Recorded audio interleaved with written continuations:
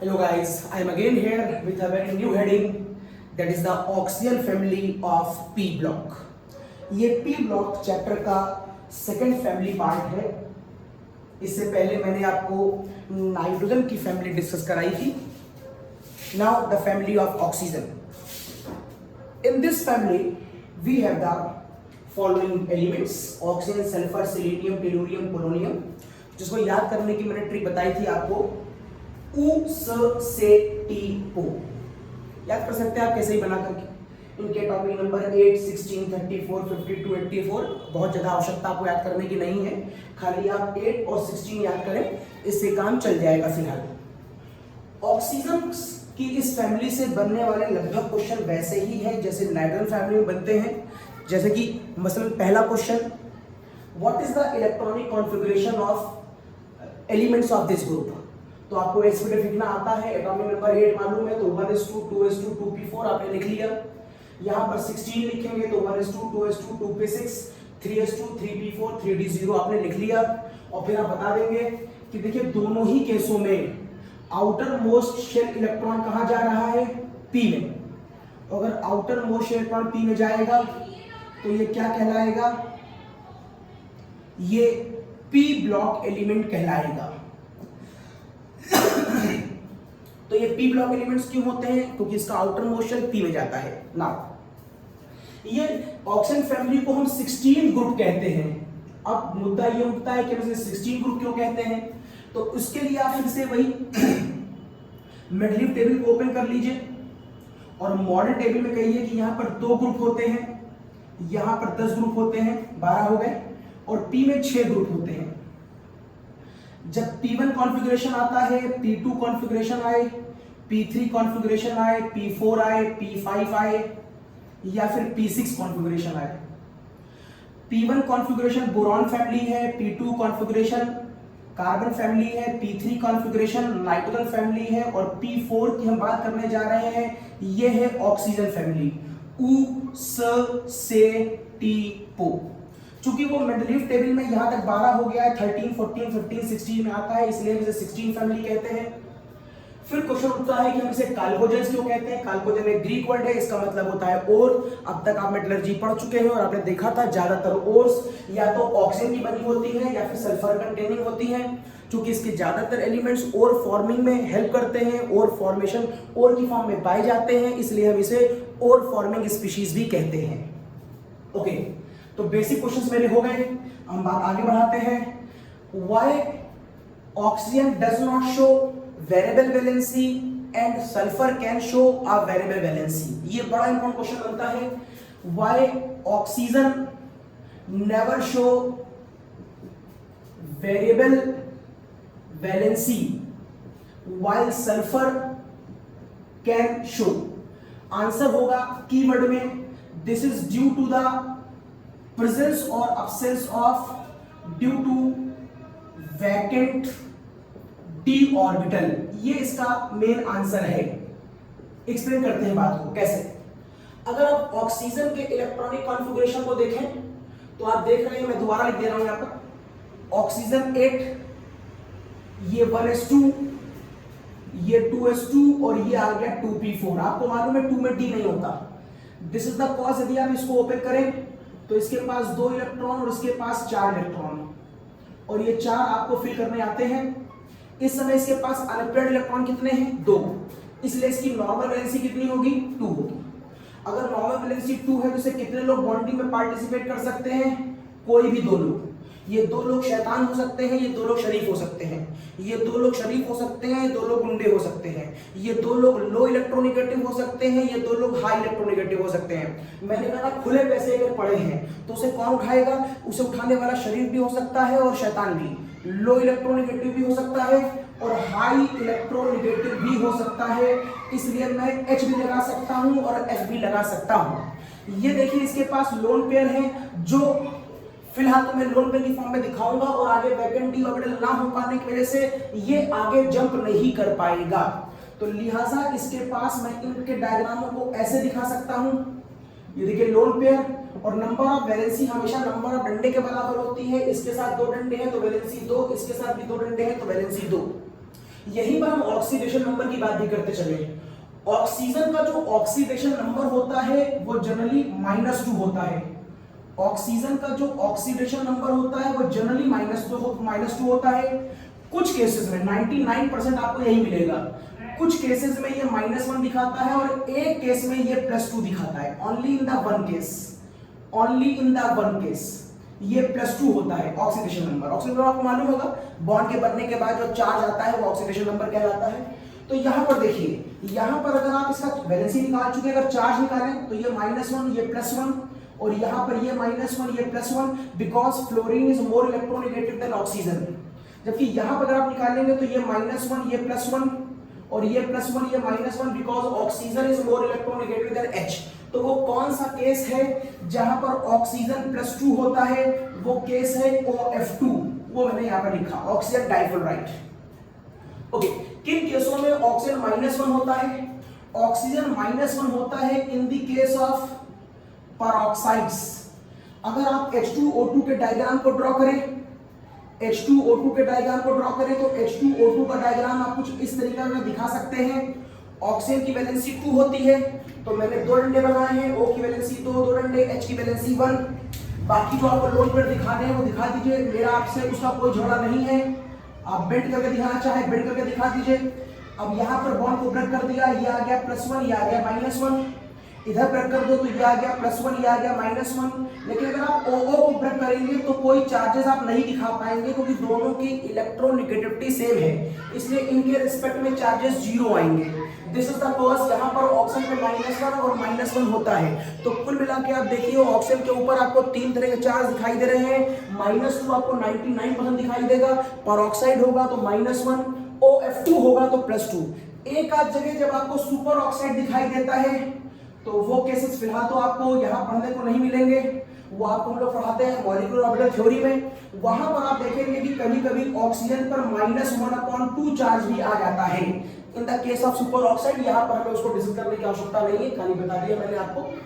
Example आप वहां पर ले सकते हैं, फॉर एग्जाम्पल KO2, मुझे लग रहा है शायद देखें पोटेशियम, इस KO2 अगर ये पोटेशियम सुपर ऑक्साइड है तो अगर आप यहाँ पर ऑक्सीजन का ऑक्सीडेशन नंबर निकालना चाहें तो जिसका निकालना होता है उसे 2x मान लें, और पोटेशियम का आपको मालूम है +1 होता है, क्योंकि फर्स्ट ए ग्रुप के सभी एलिमेंट का चार्ज +1 होता है। फैक्टर इसका 0 हो जाएगा तो 2x बराबर क्या हो जाएगा +1, तो x बराबर क्या हो जाएगा -1/2। और इन्हीं क्वेश्चनों को आपने फर्स्ट ईयर में पढ़ा है मॉलिक्यूलर ऑर्बिटल थ्योरी में, जब आप MOT बनाया करते थे कि O2 -1 के लिए बॉन्ड ऑर्डर निकालो, बॉन्ड लेंथ निकालो, तो वही हुआ करता था सुपर ऑक्साइड। तो खैर, तो ये बात हुई मेरे ऑक्सीजन के लिए आपके साथ। अगर मैं ऑक्सीजन के बाद सल्फर की बात करना चाहूं यहां पर, तो सल्फर का एटॉमिक नंबर 16। एक बात कंफर्म हो गई कि इसमें ऑक्सीडेशन नंबर में तो वेरिएशन हो सकता है, लेकिन वैलेंसी में तो बिल्कुल वेरिएशन नहीं हो सकता। ये किसी भी केस का हो, चाहे वो पेरोक्साइड हो, चाहे सुपर ऑक्साइड हो, चाहे वो +2 हो, कुछ भी हो, ऑक्सीजन की वैलेंसी हमेशा 2 ही होगी, 1-2। ऑक्सीजन की वैलेंसी 1-2, ऑक्सीजन की वैलेंसी 1-2, ऑक्सीजन की वैलेंसी 1-2, ऑक्सीजन की वैलेंसी 1-2 ही होगी, सॉरी 2 ही होगी। सल्फर 16, अगर मैं इसको लिखूं तो ये हो जाएगा 1s2, 2s2, 2p6, 3s2, 3p4 और ये देखिए आया 3d0, ये देखिए 3d0। इस समय सल्फर के पास अगर आप दिखाना चाहें तो यहां पर दिखा रहा हूं, सल्फर के पास 2 इलेक्ट्रॉन आपको यहां दिखाई दे रहे हैं। इस समय 4 इलेक्ट्रॉन अगर आप फिलअप करना चाहें तो इन 4 इलेक्ट्रॉनों को आप ऐसे फिलअप कर सकते हैं। और यहां देखिए अब आपको ये इलेक्ट्रॉन वैकेंट दिखाई दे रहा है। नॉर्मल वैलेंसी इस समय कितनी आ रही होगी? इस समय इसकी वैलेंसी आपको दिखाई दे रही होगी 2। इस 2 वैलेंसी 2 अनपेयर्ड इलेक्ट्रॉन है इसलिए मैं कह रहा हूं, और इस 2 वैलेंसी की वजह से आप सल्फर के साथ H2S दिखा सकते हैं। और ये देखिए आपने 2 लोन पेयर दिखा दिए। अब इनसे बॉन्डिंग शरीर भी कर सकता है, गुंडा भी कर सकता है। शरीर का मतलब है लो इलेक्ट्रोनेगेटिव और गुंडे का मतलब होता है हाई इलेक्ट्रोनेगेटिव। ये देखिए आप इसे दोनों से कंबाइन करा सकते हैं। दोनों ही केसों में सल्फर की वैलेंसी तो 2 है, लेकिन देखिए ऑक्सीडेशन नंबर का फर्क आएगा, क्योंकि ऑक्सीडेशन नंबर वैलेंसी से डिफरेंट होता है। ऑक्सीडेशन नंबर का मतलब होता है बॉन्ड के बनने के बाद चार्ज क्या आया। अब आप बॉन्ड के बनने का चार्ज देखेंगे तो फ्लोरीन इज मोर इलेक्ट्रोनेगेटिव, तो ये +1 आएगा, यहाँ पर -1 यहाँ +1 आएगा। मींस इस केस में सल्फर जो है वो +2 है। जबकि यहां पर देखिए सल्फर इज मोर इलेक्ट्रोनेगेटिव। तो अब आपको ये फिगर कुछ इस तरीके से दिखाई देगी। मींस यहां पर क्या आ रहा है, -2 आ रहा है। ये देखिए दोनों ही केसों में वैलेंसी 2 है, लेकिन ऑक्सीडेशन नंबर एक बार -2 आ रहा है और एक बार +2 आ रहा है। वैलेंसी दोनों ही केसों में 2 है। वैलेंसी मींस नंबर ऑफ डंडे। वैलेंसी का मतलब है कितने इलेक्ट्रॉन बॉन्डिंग में पार्टिसिपेट कर रहे हैं, और ऑक्सीडेशन नंबर का मतलब है पार्टिसिपेट होने के बाद आपको यह देखना पड़ता है कि ताकत किसकी ज्यादा है। जिसकी इलेक्ट्रॉन ज्यादा होगी वहां पर माइनस आएगा, जिसकी कम होगी वहां पर प्लस आएगा। उस लॉजिक से मैंने निकाला है। ओके नाउ अब अगर मैं इस इलेक्ट्रॉन को यहां से यहां पर जंप करा दूं तो इस घटना का नाम होता है प्रमोशन ऑफ इलेक्ट्रॉन। ऐसा करने पर अब आपको यह डायग्राम कुछ ऐसा दिखाई देगा। ऐसा करने पर अब आपको यह डायग्राम कुछ ऐसा दिखाई देगा, और ऐसा करते ही इसकी वैलेंसी कितनी हो जाएगी, 4। ऐसा करते ही इसकी वैलेंसी 4 हो जाएगी। अगर इसकी वैलेंसी 4 हो जाएगी तो अब आप क्या बना सकते हैं, SF4 बना सकते हैं, क्योंकि 4 अनपेयर्ड इलेक्ट्रॉन है। अब आप एक बात सोचिए, आप अगर SF4 बना सकते हैं तो SH4 तो भी बना सकते हैं। बोलो SF4 या SH4। तो आप कहेंगे ना ये नहीं बन सकता, केवल ये बनेगा। क्यों? क्योंकि इस इलेक्ट्रॉन को खींचने के लिए कौन आ रहा होगा। अगर फ्लोरीन खींचेगा तो खींच पाएगा, तो फ्लोरीन खींच करके बॉन्डिंग कर लेगा। लेकिन अगर H खींचने आएगा तो H इलेक्ट्रॉनों को नहीं खींच पाएगा। मैंने एक बात आपको नाइट्रोजन फैमिली में भी डिस्कस कराई थी कि आप यहां पर 2 फैक्टरों को देखेंगे। एक तो स्ट्रॉन्ग इलेक्ट्रोनेगेटिव एलिमेंट चाहिए जो इन इलेक्ट्रॉनों को प्रमोट कर पाए, और दूसरा आगे वैकेंट डी ऑर्बिटल भी होना चाहिए, तभी कोई कंपाउंड बन पाएगा। यहां देखिए सल्फर में वैकेंट डी ऑर्बिटल भी था, और ये देखिए एक हाई इलेक्ट्रोनेगेटिव एलिमेंट भी था, इसलिए SF4 बन पाया। यहां देखिए यहां पर सल्फर में वैकेंट डी ऑर्बिटल तो है, लेकिन H लो इलेक्ट्रोनेगेटिव एलिमेंट है, इसलिए इस कॉम्बिनेशन में बॉन्ड पॉसिबल नहीं होगी। लॉजिक समझ रहे मेरा? मैं कह रहा हूं इस इलेक्ट्रॉन को कौन खींचेगा, हाई इलेक्ट्रोनेगेटिव खींचेगा, जिसकी इलेक्ट्रोनेगेटिविटी सल्फर से ज्यादा हो। भाई आपसे मैं पैसे तभी तो छीन पाऊंगा जब मेरी ताकत आपसे ज्यादा हो। कोई बच्चा मुझसे पैसे नहीं छीन सकता क्योंकि उसकी ताकत कम है। तो H जो है एक बच्चा है, किसके सामने, सल्फर के सामने। तो H इसके इलेक्ट्रॉनों को प्रमोट नहीं कर सकता। तो सल्फर की वैलेंसी 4 तो होती है, लेकिन ऐसा नहीं है कि आप जो चाहे वो कंपाउंड बना ले। आप SF4 तो बना सकते हैं, लेकिन SH4 नहीं बना सकते, ध्यान रखिएगा। ओके, तो वैलेंसी 4 हो सकती है। अब अगर मैं इस वाले इलेक्ट्रॉन को भी यहां से यहां जंप करा दूं तो कुछ केस में, कुछ देर में आपको ये केस व्यू दिखाई देने लगेगा। 1 अनपेयर्ड यहां बचेगा और 3 अनपेयर्ड अब आपको यहां दिखाई देंगे, और 2 अनपेयर्ड अब आपको यहां दिखाई देंगे। ये देखिए इस समय सल्फर के पास 6 अनपेयर्ड इलेक्ट्रॉन है। इसका मतलब सल्फर की वैलेंसी समय क्या हो गई, 6 हो गई। ये घटना कौन कर रहा होगा, इस घटना का नाम प्रमोशन ऑफ इलेक्ट्रॉन होगा। कौन करेगा, जिसकी इलेक्ट्रोनेगेटिविटी सल्फर से ज्यादा होगी। मतलब आप यहां पर SF6 तो बना सकते हैं, लेकिन आप यहां पर SH6 नहीं बना सकते, इट इज नॉट पॉसिबल। तो आप प्रमोशन ऑफ इलेक्ट्रॉन करा सकते हैं, लेकिन कंडीशनल। लो इलेक्ट्रोनेगेटिव है तो घटना नहीं करेगा, और हाई इलेक्ट्रोनेगेटिव है तो घटना करेगा। एक स्क्रीनशॉट लीजिए, मैं आगे चलता हूं। यस, नाउ ये रब कर रहा हूं।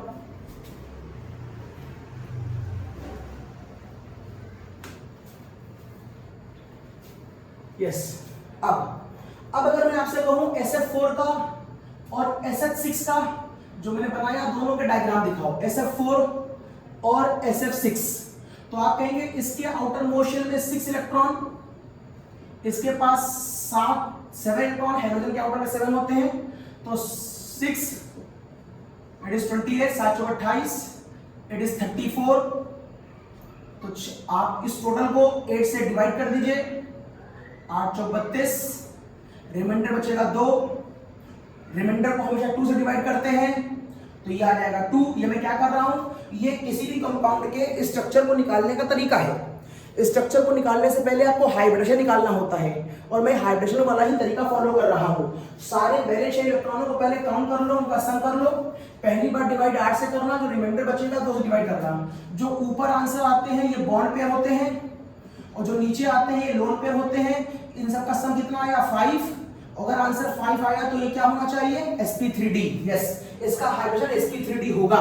अब अगर sp3d होगा तो इसका शेप कैसा होना चाहिए था, अगर ये sp3d है तो इसका शेप कैसा होना चाहिए था, इसका शेप होना चाहिए था ट्राइएंगुलर बाई पिरामिडल। यहां पर सेंटर में एस, ट्राइएंगुलर बाई पिरामिडल आपने पढ़ा है, लेकिन यहां पर अब रूल लगेगा बेंट का।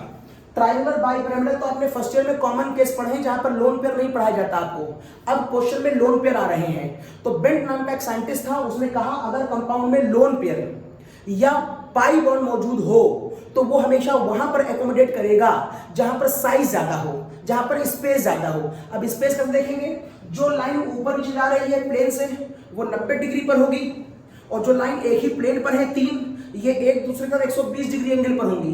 तो जब एंगल ज्यादा होगा तो स्पेस ज्यादा होगा। लोन पेयर झगड़ा करता है, फोर्स ऑफ रिपल्शन लगाता है, इसलिए हम इसको वहां पर रखेंगे जहां पर स्पेस ज्यादा होगा।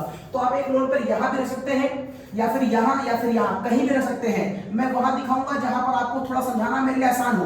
तो मैंने यहां दिखा दिया, और एक फ्लोरीन यहां लगाया, एक फ्लोरीन यहां लगाया, और ये ट्रायंगल हटा दे रहा हूं, ये ट्रायंगल हटा दे रहा हूं।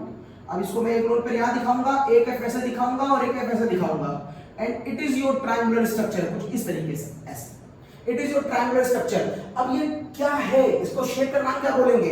देखिए ये बाहर में पड़ा हुआ है झूला है, जिसमें ऐसे स्टैंड लगा होता है और दो बच्चे ऐसे ऐसे झूलते हैं, उसे कहते हैं, यस सही कह रहे हैं, उसे सी सॉ कहते हैं। सी सॉ झूले का नाम होता है, तो ये सी सॉ लाइक स्ट्रक्चर हो गया, इसका नाम है सी सॉ लाइक स्ट्रक्चर। इसका हाइड्रेशन है sp3d, इसका स्ट्रक्चर है सी सॉ लाइक।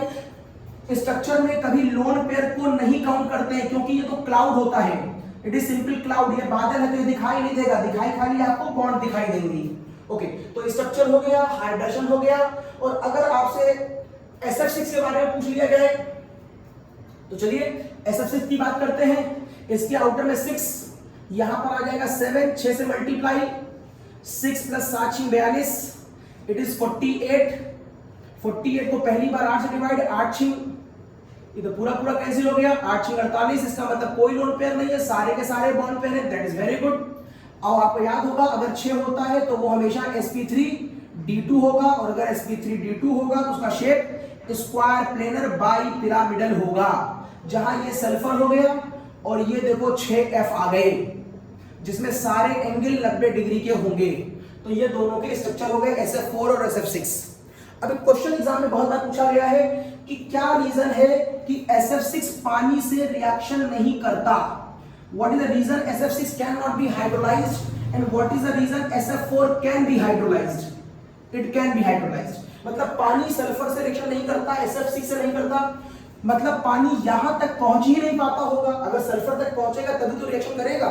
तो वजह आप क्या बताएंगे? इस केस में सल्फर के सराउंडिंग में जो लोग बैठे हैं, जिसकी वजह से यहाँ पर स्टेरिक हिंड्रेंस बहुत ज्यादा हो जाती है, और स्टेरिक हिंड्रेंस ज्यादा होने की वजह से सल्फर इसको, पानी इसको अप्रोच नहीं कर पाता। This is the cause in the case of SF6. It is a very compact structure and water cannot approach the center element of the molecule. While in this case, comparatively, it is not so compact as in comparison to SF6. So there is a possibility to approach to the sulfur of this molecule, and now there is a possibility of the reaction with the water and SF6. तो question आ रहा है कि SF6 पानी से क्यों नहीं करता? आप डायग्राम बना के बताएंगे, बहुत कॉम्पैक्ट है, ये अंदर नहीं जा पाएगा। क्या बनेगा ये बताने की आपको आवश्यकता नहीं है। और SF4 पानी से कंबाइन कर सकता है क्योंकि वो उतना कॉम्पैक्ट नहीं है और पानी वहां पर अप्रोचेबल है। तो हाइड्रेशन बता दिया, स्ट्रक्चर बता दिया, रिएक्शन पानी से होगी कि नहीं होगी इस बात पर डिस्कशन कर लिया। मैं आगे बढ़ता हूं, हटा रहा हूं, ये हटाता हूं।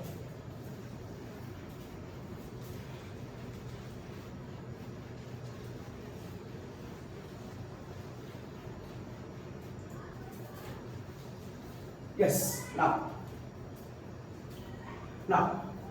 तो जनरल डिस्कशन मुझे लगता है कि मेरा हो गया, और मैं थोड़ा सा स्पेसिफिक करता हूं अपने आप को। और स्पेसिफिक करने के लिए सबसे पहले आता है method of preparation of oxygen. आप ऑक्सीजन कैसे बनाएंगे? तो ऑक्सीजन लैब में बनाने का बेस्ट तरीका है, अगर आप KClO3 पोटेशियम क्लोरेट को गर्म कर दें, तो पोटेशियम क्लोरेट को गर्म करने पर KCl और ऑक्सीजन बनता है। बैलेंस कर लें, यहां पर 2 कर लें और यहां पर 3 कर लें, यहां भी 2 कर लें, और यहां पर 3 कर ले, ये रिएक्शन बैलेंस हो गई। It is a laboratory preparation for the formation of oxygen. अगर कोई आपसे KClO3 का इक्विवेलेंट वेट पूछ ले तो इक्विवेलेंट वेट बराबर होता है molecular weight upon change in oxidation number. यहां पर जो चेंज इन ऑक्सीडेशन नंबर है Cl का निकाल लेना +5 आएगा और यहां पर Cl का निकाल लेना -1 आएगा। तो यहां पर चेंज निकाल लो, 5 2 जा 10 और ये है -2, -1 को 2 से मल्टीप्लाई, तो 10 से -2 का जो डिफरेंस है 10 और -2, बोलो 10 से 0 तो 10 और फिर -2 और तो 12, जो टोटल डिफरेंस है वो कितने का है? 12 का है। 5 2 जा 10, तो 0 तक जाओगे 10 डिफरेंस तो यही हो जाएगा, लेकिन वो -2 पे बैठा हुआ है तो 12, लेकिन हमें डिफरेंस पर मॉलिक्यूल निकालना होता है। यहाँ पर कुल मॉलिक्यूल कितने हैं? 2, तो पर मॉलिक्यूल मतलब आंसर क्या आएगा? 6। तो यदि आपसे कोई KClO3 का इक्विवेलेंट वेट पूछे तो आप इस तरीके से निकाल सकते हैं। खैर, ऑक्सीजन आ गया है, अब हम पढ़ेंगे ऑक्सीजन की केमिकल प्रॉपर्टीज। सबसे पहले क्या होता है अगर ऑक्सीजन की रिएक्शन कुछ नॉन मेटल से करा दी जाए, like nitrogen, carbon, phosphorus, sulphur, chlorine, या कुछ मेटल से करा दी जाए लाइक सोडियम, मैग्नीशियम और बेरियम, या कुछ मेटलॉइड से करा दी जाए लाइक एल्युमिनियम, जिंक या पीबी। इस तरह से अगर कराई जाए तो क्या होगा? बड़ा आसान है। अगर आप इनकी रिएक्शन ऑक्सीजन से कराएंगे तो ये सभी लोग अपने ऑक्साइड्स फॉर्म करेंगे, ये सभी लोग अपने ऑक्साइड्स फॉर्म करेंगे। जो भी इनके स्टेबल ऑक्साइड्स होंगे वो बनने लगेंगे, जो भी इनके स्टेबल ऑक्साइड्स होंगे Cl2O7, यहां बन जाएगा सोडियम ऑक्साइड, मेटलिक ऑक्साइड, यहां बन जाएगा मैग्नीशियम ऑक्साइड, यहां बन जाएगा बेरियम ऑक्साइड, यहां बन जाएगा Al2O3, यहां बन जाएगा जिंक ऑक्साइड, यहां बन जाएगा लेड ऑक्साइड। अब आपसे कोई पूछ ले, बताओ इन सबका नेचर कैसा होगा, एसिडिक होगा कि बेसिक होगा? तो मैंने आपसे कहा था नेचर निकालने के लिए सभी की क्या करो? पानी से रिएक्शन करा दो, सभी से दोस्ती कर लो, सभी कुछ खिलाओ पिलाओ। तो ये कहता है, आपको याद है मैंने ट्रिक बताई थी, ये कहता है कि मैं H2N2O6 बनाऊंगा, जिसका 2 कॉमन ले लोगे तो क्या बच जाएगा? HNO3। तो ये एसिड है तो इसका मतलब ये भी एसिड होगा, अगर वो एसिड होगा तो ये भी एसिड होगा। नेचर मिल गया, ये बात मैं आपको नाइट्रोफॉर्म में बता चुका हूं। CO2 में पानी मिलाओगे तो यहाँ क्या बनेगा? H2CO3, it is a carbonic acid, ये भी नाइट्रोजन फैमिली पढ़ा चुका हूं। इसके ऊपर 6 बार वाटर लगाते तो क्या बनता था? H3PO4, ये भी पढ़ा चुका हूं मैं आपको पिछले उसमें। यहां बताऊंगा SO3 पानी से मिलकर हमेशा H2O4 बनाता है, ये देखिए H2O4 आ गया। ये से मिलकर क्या बनाएगा? कॉमन ले लो, H2Cl2O8, H2Cl2O8, और अगर 2 कॉमन ले लिया जाए तो क्या बना लेगा? HClO4, मतलब ये एसिड है। Na2O पानी से मिलकर बनाएगा 2NaOH, मतलब ये बेस है। ये बनाएगा MgOH का होल ट्वाइस, मतलब ये भी बेस है। ये बनाएगा बेरियम हाइड्रोक्साइड, मतलब ये भी बेस है। ये बनाएगा AlOH का होल थ्राइस। यहां पर एक खास बात, एल्युमिनियम हाइड्रोक्साइड एक एम्फोटेरिक स्पीशीज है, एल्युमिनियम एक एम्फोटेरिक स्पीशीज है। तो ये जो AlOH का होल थ्राइस है, इसे आप 2 तरीके से लिख सकते हैं। चाहे तो आप इसे AlOH का होल थ्राइस लिखें और चाहे तो आप इसे H3AlO3 लिखें। It is aluminium hydroxide and it is aluminic acid. ये एल्युमिनियम का एसिड है, एल्यूमिनिक एसिड। वैसे ही आप जिंक को भी लिख सकते हैं, ZnOH का होल ट्वाइस बनता है, और आप इसी को लिख सकते हैं H2ZnO2। Yes, it is zinc hydroxide, और ये जिंक का हाइड्रोक्साइड और ये जिंक का एसिड है, दैट इज H2ZnO2। और दिस इज द कॉज, जब आप इसकी रिएक्शन NaOH से कराते हैं तो कई बार आपने किताबों में देखा होगा Na2ZnO2 बनता है। एसिड की अगर किसी बेस के से कराई जाए तो ये बनेगा Na2ZnO2, यहां बन जाएगा Na3AlO3 बन सकता है। और अगर आपने कहीं पर NaAlO2 देखा हो तो वो तब बनता है जब हम इसे गर्म कर देते हैं। अगर किसी एसिड के एक मॉलिक्यूल को गर्म कर दिया जाए और उससे वाटर का मॉलिक्यूल निकाल लिया जाए तो अब ये कंपाउंड कुछ यूं दिखाई देगा। इसका नाम सिंपल एल्यूमिनिक एसिड है और इसका नाम है मेटा एल्यूमिनिक एसिड। किसी भी ऑक्सी एसिड से वाटर का एक मॉलिक्यूल निकालने पे जो बनता है उसका नाम मेटा एसिड होता है। तो ये मेटा एल्यूमिनिक एसिड, तो ये मेटा एल्यूमिनिक, ये एल्यूमिनिक एसिड, तो ये मेटा एल्यूमिनिक एसिड है। अब यदि आप यहां पर इसके ऊपर NaOH लगा देते हैं तो ये बना लेता है NaAlO2। ये बात आपको एल्युमिनियम की मेटलर्जी में पढ़ाई गई है। इसका नाम होता है सोडियम मेटा एल्यूमिनेट। इसके नाम में मेटा क्यों आया? क्योंकि इसके नाम में मेटा आ रहा था। और इसके नाम में मेटा क्यों आया? क्योंकि डिफ्लेशन है, किसी भी ऑक्सी एसिड को गर्म करके वाटर निकालोगे तो मेटा एसिड बनेगा। खैर, यही बात प्लेट के ऊपर। तो ये ऑक्सीजन की बात हो गई। एक स्क्रीनशॉट लीजिए, आगे चलता हूं। ओके, ना हटा रहा हूं।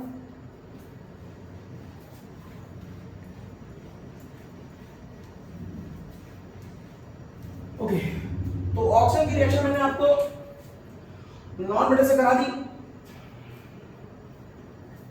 चलिए बात को हम आगे बढ़ाते हैं। जब ऑक्सीजन की रिएक्शन मैंने इन लोगों से करा दी, तो ऑक्सीजन के बाद अब बारी आती है सल्फर की। ऑक्सीजन की बात खत्म, अब हम बात करते हैं सल्फर की। तो सबसे पहले सर सल्फर आएगा कहां से? ऑक्सीजन की बात करने के बाद सबसे पहले क्वेश्चन उठता है कि अच्छा, ऑक्सीजन की बात करते समय एक काम और कर सकते हैं यहीं पर। जब हम ऑक्सीजन की बात कर ही रहे हैं तो ऑक्सीजन का एक मॉलिक्यूल और पढ़ लें। क्या? ओजोन। यही पढ़ लें, खत्म करें इसको। तो सबसे पहले बात आती है ओजोन के मेथड ऑफ प्रिपरेशन की। तो इसको हम लोग इंडस्ट्री में सीमेंस मेथड से बनाते हैं और इसका नाम है Siemens ozoniser method. Siemens scientist का नाम है और जिस एपरेटस को यूज किया उसका नाम रख दिया गया है ओजोनाइजर। उस एपरेटस को, तो पूरा नाम हो गया सीमेंस ओजोनाइजर। कैसा दिखता है ये एपरेटस? ये एपरेटस कुछ इस तरीके का होता है, इज समथिंग लाइक दिस। एक तरफ से हम ऑक्सीजन डालते हैं और एक तरफ से ओजोन निकलती है। कहीं से भी कोई चीज डाल दो, डजंट मैटर। इसके अंदर इंडक्शन डेवलप करने के लिए इधर और बाहर की तरफ मेटलिक प्लेटें लगी होती हैं जिनको हम बैटरी से जोड़ देते हैं और इसके अंदर हम इंडक्शन डेवलप करते हैं। एक तरह से कहते हैं हम इलेक्ट्रिक डिस्चार्ज डेवलप करते हैं। एक खास बात यहां पर ध्यान रखिएगा, यहां पर साइलेंट इलेक्ट्रिक डिस्चार्ज डेवलप किया जाता है। Silent electric discharge. क्यों साइलेंट? दो तरह का इलेक्ट्रिक डिस्चार्ज हो सकता है। जब दो तारों को लीजिए और आप उनको मिलाइए तो स्पार्किंग भी होती है और वहां पर बहुत तेज से आवाज आ रही हो, तो इसका मतलब है वहां पर टेम्परेचर एकदम से बहुत ज्यादा हो रहा है। लेकिन अगर हम ऐसा करें कि बहुत लो मोड पे साइलेंट इलेक्ट्रिक डिस्चार्ज कराएं जहां पर स्पार्किंग ना हो, मतलब टेम्परेचर एकदम से ज्यादा ना हो रहा हो, टेम्परेचर बढ़ा रहे हो लेकिन लोकलाइज फॉर्म में बहुत हल्का सा टेम्परेचर बढ़ा रहे हो, तो ध्यान रखिएगा मैंने साइलेंट क्यों करा है, क्योंकि मैं बहुत ज्यादा टेम्परेचर बढ़ाना नहीं चाहता, थोड़ा सा टेम्परेचर लोकल एरिया में बढ़ाना चाहता हूं। इसके पीछे कॉन्सेप्ट ये है कि इसमें हम जो ऑक्सीजन हमें मिली है, अगर इस ऑक्सीजन पे साइलेंट इलेक्ट्रिक डिस्चार्ज कराता हूं मैं, तो मुझे यहां पर दो मॉलिक्यूल ओजोन के मिल जाते हैं। 3 गैस के मॉलिक्यूल 2 गैस में कन्वर्ट हो रहे हैं। इसका मतलब है इंट्रोपी सिस्टम की, इसका मतलब है सिस्टम की इंट्रोपी। इंट्रोपी का मतलब है रैंडमनेस, क्या हो रही है? डिक्रीज हो रही है। और सेकेंड लॉ ऑफ थर्मोडायनामिक्स क्या कहता है कि जब इंट्रोपी बढ़ती है तो ही रिएक्शन अपने आप आगे जाएगी, अगर इंट्रोपी घट रही है तो रिएक्शन अपने आप आगे नहीं जाएगी। इस केस में इंट्रोपी घट रही है तो रिएक्शन अपने आप आगे नहीं जाएगी, हमें इसे आगे ले जाना पड़ेगा। आगे ले जाने के लिए एनर्जी देनी पड़ेगी। इसका मतलब इस डायरेक्शन में रिएक्शन कैसी हो गई? इंडो, क्योंकि हमें आगे ले जाने के धक्का देना पड़ रहा है। अब आगे ले जाने के लिए आपको क्या बढ़ाना है? टेम्परेचर देना है इसको आपको, लेकिन टेम्परेचर ज्यादा मत दे देना। ज्यादा दे दोगे तो बनने वाली ओजोन वापस डिकम्पोज हो जाएगी। आप ओजोन को बहुत टेम्परेचर नहीं दे सकते, वो डिकम्पोज कर जाएगा। इसलिए हम एनर्जी देना तो चाहते हैं लेकिन कंट्रोल्ड में। दिस इज द कॉज हमने इस पर साइलेंट इलेक्ट्रिक डिस्चार्ज लगाया था। ओजोन बन गई हमारी। अब जब इधर से ऑक्सीजन डाल दी होगी, एक तरफ से ऑक्सीजन डाल दोगे, एक तरफ से आपने ऑक्सीजन डाल दी होगी और एक तरफ से ओजोन निकल गई होगी। कंडीशन बस ये वाली है, इलेक्ट्रिक साइलेंट इलेक्ट्रिक डिस्चार्ज, ध्यान रखिएगा। बिना साइलेंट इलेक्ट्रिक डिस्चार्ज लिखे नंबर नहीं मिलेंगे, क्योंकि साइलेंट इलेक्ट्रिक डिस्चार्ज नहीं लिखा तो रिएक्शन संभव नहीं होगी। ओके, हम आगे बढ़ रहे हैं। जब ओजोन बन गई तो ओजोन की आती है प्रॉपर्टीज। तो सबसे पहले ओजोन के रिएक्ट करने का फॉर्मूला देख लो। ओजोन जब भी रिएक्शन में पार्टिसिपेट करेगा तो हमेशा ऐसे करेगा, means ozone is a very good oxidising agent. और ओजोन की जो रिएक्शन करने की बहुत अच्छी टेंडेंसी है वो किन किन के साथ है? ओजोन बहुत अच्छा रिएक्शन कर लेता है पीवीएस के साथ, ओजोन बहुत अच्छा रिएक्शन कर लेता है Ki के साथ, ओजोन बहुत अच्छे से कर लेता है फास्फोरस Hg के साथ, और एक रिएक्शन में ओजोन की और दिखा दूंगा फास्फोरस के साथ। चलिए देखते हैं। अगर मैं इसको फॉर्मूला रिएक्शन मान लूं, this is my formula reaction, तो अगर इस फॉर्मूला रिएक्शन का अटैक करा दिया जाए पीबीएस पर, तो क्या होगा? पीबीएस ऑक्सीजन से मिलकर के क्या बनाना चाहता है? PbSO4 always. पीबीएस पूरी केमिस्ट्री में हमेशा PbSO4 बनाता है, तो 4 ऑक्सीजन लाने के लिए आपको 4 करना चाहिए था, इसलिए फॉर्मूला रिएक्शन को 4 से मल्टीप्लाई करना चाहिए था, और आप फॉर्मूला रिएक्शन को इस रिएक्शन को जोड़ दीजिए, तो 4 से मल्टीप्लाई करने पे ये कैंसिल हो जाएगा, तो your final equation will be PBS plus ozone gives 4O2 plus PbSO4. It is your final equation. This is your final equation. Now again, question number 2. What is your formula reaction? Ozone convert हो जाएगा O2 में और nascent oxygen में। Reaction करा रहे हैं आप Ki से, Ki जब इस नेसेंट ऑक्सीजन से कंबाइन करेगा तो क्या बना देगा? K2O plus I2। Metal oxygen से मिलकर के हमेशा मेटलिक ऑक्साइड बनाता है। कुछ बातें आप ध्यान रखेंगे, पीबीएस हमेशा PbSO4 बनाता है, और मेटलिक ऑक्साइड हमेशा, और मेटल हमेशा ऑक्सीजन से मिलकर मेटलिक ऑक्साइड बनाता है। लेकिन यहाँ K2O का मतलब यहाँ पर तुम्हें 2 करना पड़ेगा, 2 करते रिएक्शन बैलेंस हो जाएगी। अब मैंने कहा था तुम केमिस्ट्री की किसी भी रिएक्शन में पानी को अपने मन से मान सकते हो, जहां भी आवश्यकता पड़े। पानी बाय डिफॉल्ट हर रिएक्शन में होता है। अब आप क्या कहेंगे?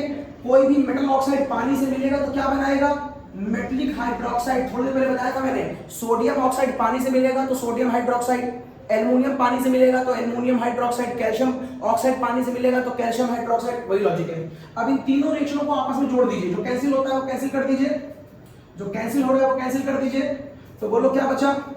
तो बचा ओजोन की रिएक्शन अगर Ki से करा दी जाए एक पानी की प्रेजेंस में, तो यहां बन जाएगा O2, यहां 2KOH और यहां पर I2। उसी तरह अगर मुझे मरकरी की करानी हो तो, तो सबसे पहले तुम लिखो question number 3, formula reaction, ozone convert हो जाएगा O2 में और नेसेंट ऑक्सीजन में, it is your formula reaction. उसके बाद इसमें मरकरी लगा दो, मरकरी ऑक्सीजन से मिलने पर क्या बनाती है? मर्क्यूरस ऑक्साइड बनाती है। It is a very important reaction, means आपको यहां पर Hg 2 बार लेना पड़ेगा, मर्क्यूरस ऑक्साइड बन गया। और जैसे ही ये मर्क्यूरस ऑक्साइड बनता है, ये मर्क्यूरस ऑक्साइड वेसल में पाई जाने वाली जो पहले से मरकरी रखी है, जो भी रिएक्ट नहीं कर पाई, जिसका अपना एक मिनिस्कस नेचर भी होता है, लोअर मिनिस्कस अपर मिनिस्कस सुना है ना, लोअर मिनिस्कस और अपर मिनिस्कस, जिसका अपना एक मिनिस्कस नेचर भी होता है। तो जैसे मर्क्यूरस ऑक्साइड इस मरकरी में जाकर के डिसॉल्व करेगा, वैसे ही मरकरी का मिनिस्कस नेचर क्या हो जाएगा? खत्म हो जाएगा। मतलब मरकरी की अपनी एक प्रॉपर्टी खत्म हो गई। मरकरी का अपना एक मिनिस्कस नेचर होता है, जो आपने सरफेस टेंशन में फिजिक्स में पढ़ा है, मतलब उसकी वो प्रॉपर्टी खत्म कर दी, और साथ में एक नई प्रॉपर्टी सामने आती है। वो क्या? मर्क्यूरस ऑक्साइड मरकरी में डिसॉल्व होने के बाद जो कंपाउंड फॉर्म करता है, जो मिक्सचर फॉर्म करता है, उसमें स्टिकिंग नेचर डेवलप हो जाता है। स्टिकिंग का मतलब है चिपकने का nature, sticking to the glass, ये ग्लास से चिपकने लगता है, क्योंकि पहले आपको मालूम है मरकरी चिपकता नहीं है। मरकरी अगर जमीन में कहीं पड़ा हुआ है तो बॉल की फॉर्म में भागता है, आप उसे पकड़ नहीं सकते, उठा नहीं सकते। कभी करके देखना, कभी घर में कोई थर्मामीटर है, उसका आगे वाला पार्ट अगर जिसमें मरकरी होता है, अगर वो टूट जाए तो छोटी छोटी बॉलें बन जाती हैं, आप उसे उठा नहीं पाएंगे, उसे छू नहीं, पकड़ नहीं पाएंगे। लेकिन अब वो इस फॉर्म में स्टिकिंग नेचर आ जाता है। मींस अगर किसी ग्लास ट्यूब के अंदर इस मिक्सचर को रख दिया जाए और आप उसे बाहर निकालें, तो वो कुछ इस तरीके से एक टेल बनाता हुआ आप बाहर खींचेंगे उसको। चूंकि इस समय मरकरी जो है वो ग्लास से चिपक गया है और आप खींच रहे हैं, तो वो टेल बना के बाहर भेज रहा है। एक जैसे धागा बनता है, रेशे बनते हैं, वैसा बनता है, इसलिए इसे टेलिंग ऑफ मरकरी कहते हैं। इस घटना का नाम टेलिंग ऑफ मरकरी होता है। खूब पूछा गया है एग्जाम में कि what is the meaning of telling of mercury. ये क्वेश्चन कई बार एग्जाम में आया है कि what is the meaning of telling of mercury. एक स्क्रीनशॉट लीजिए टेलिंग ऑफ मरकरी के ऊपर, टेलिंग ऑफ मरकरी को अंडरलाइन कर लीजिएगा, it is a very important. तो 3 रिएक्शन बताई मैंने आपको। सबसे पहले ओजोन की फॉर्मूला रिएक्शन, फॉर्मूला से याद होनी चाहिए, आपको याद होना चाहिए पीबीएस हमेशा PbSO4 बनाता है। फिर याद होगा कि मेटल हमेशा मेटलिक ऑक्साइड बनाएगा। और फिर ये सबसे इंपॉर्टेंट है इन तीनों में, सबसे इंपॉर्टेंट ये है, इससे खूब क्वेश्चन एग्जाम में पूछे गए बोर्ड में। मरकरी ऑक्सीजन से मिलकर मर्क्यूरस ऑक्साइड बनाएगा, जो पहले से रखे हुए मरकरी में जब डिसॉल्व होगा तो मिनिस्कस नेचर वहां खत्म हो जाएगा। अब ये जो मिक्सचर है इसमें एक नई प्रॉपर्टी डेवलप होगी, इसमें स्टिकिंग टू द ग्लास, चिपकने की क्षमता आ जाएगी, वो ग्लास में चिपक जाएगा। मैं जब बाहर खींचूंगा तो एक रेशे जैसी स्थिति बन सकती है, जिसको मैं उसके टेल बोलूंगा, इसका नाम हो जाएगा टेलिंग ऑफ मरकरी।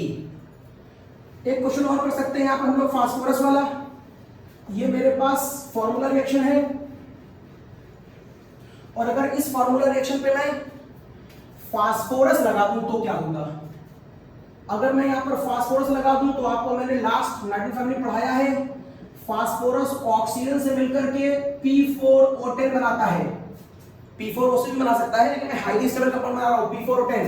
तो यहां पर आ गया 10 ऑक्सीजन, और ozone is the most oxidising species, तो जितनी ऑक्सीजन चाहोगे उतनी मिल जाएगी। यहां 10 ऑक्सीजन चाहिए, इसका मतलब आपको इस रिएक्शन को किससे मल्टीप्लाई करना पड़ेगा, 10 से।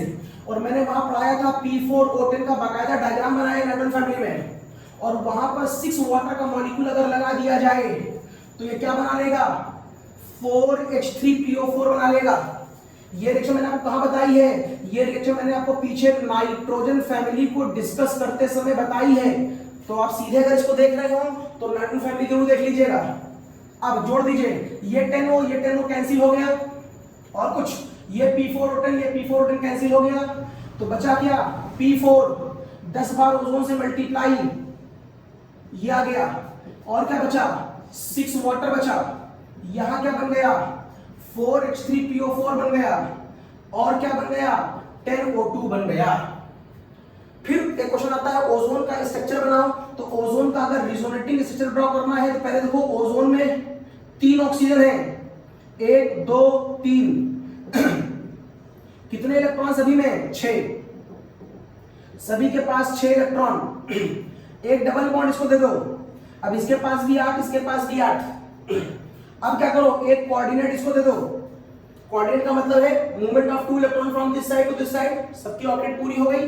अब आपको मालूम है कोऑर्डिनेट बॉन्ड एक सेमी पोलर बॉन्ड होती है, और रियलिटी में कोऑर्डिनेट बॉन्ड एग्जिस्ट नहीं करती। तो मैं कोऑर्डिनेट बॉन्ड हटा कर इसे दिखाऊं तो कैसे दिखा सकता हूं, अगर मैं कोऑर्डिनेट हटाऊं तो मैं इसको सिंपल ऐसे दिखाऊंगा, जिधर एरो जा रहा है वहां पर माइनस दिखाऊंगा, इधर प्लस दिखाऊंगा।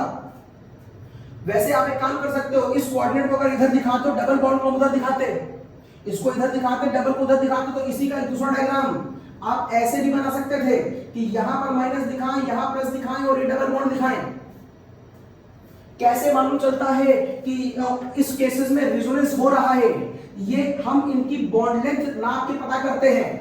इधर डबल बॉन्ड है, इधर सिंगल बॉन्ड है, प्रैक्टिकली दोनों की बॉन्ड लेंथ क्या होनी चाहिए, अलग अलग होनी चाहिए। ये बॉन्ड छोटी और ये बॉन्ड लंबी होनी चाहिए। लेकिन जब मैं इनकी बॉन्ड दोनों नापता हूं तो इसकी बॉन्ड लेंथ और उसकी बॉन्ड लेंथ दोनों सेम मिलती हैं।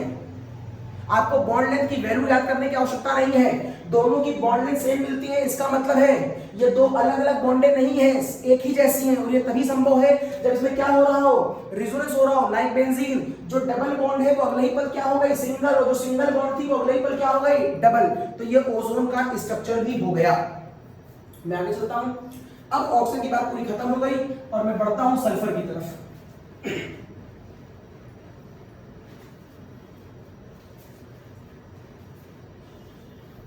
ओके, सबसे पहले प्रॉब्लम ये है कि सल्फर को लाया कहां से जाए।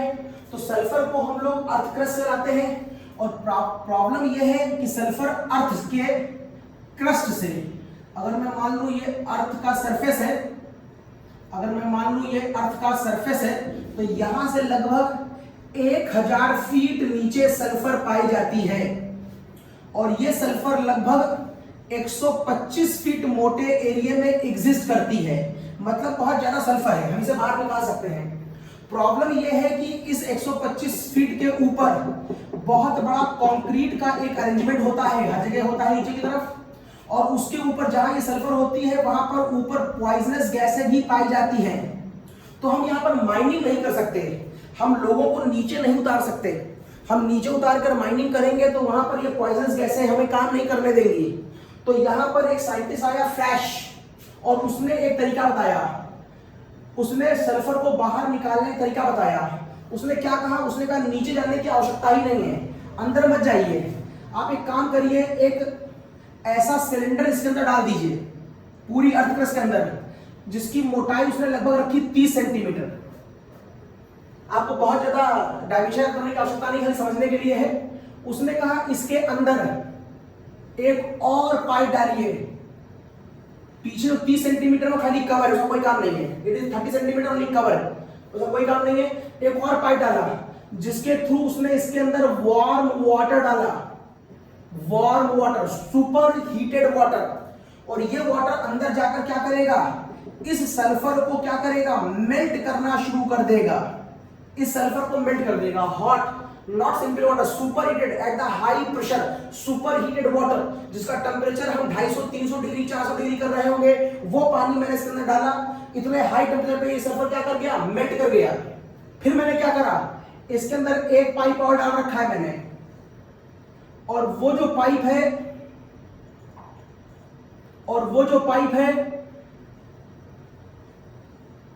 एक पाइप और डाल रखा है, और उस पाइप के थ्रू मैंने इसके अंदर एयर डाली है, air atmosphere air with the at the very high pressure.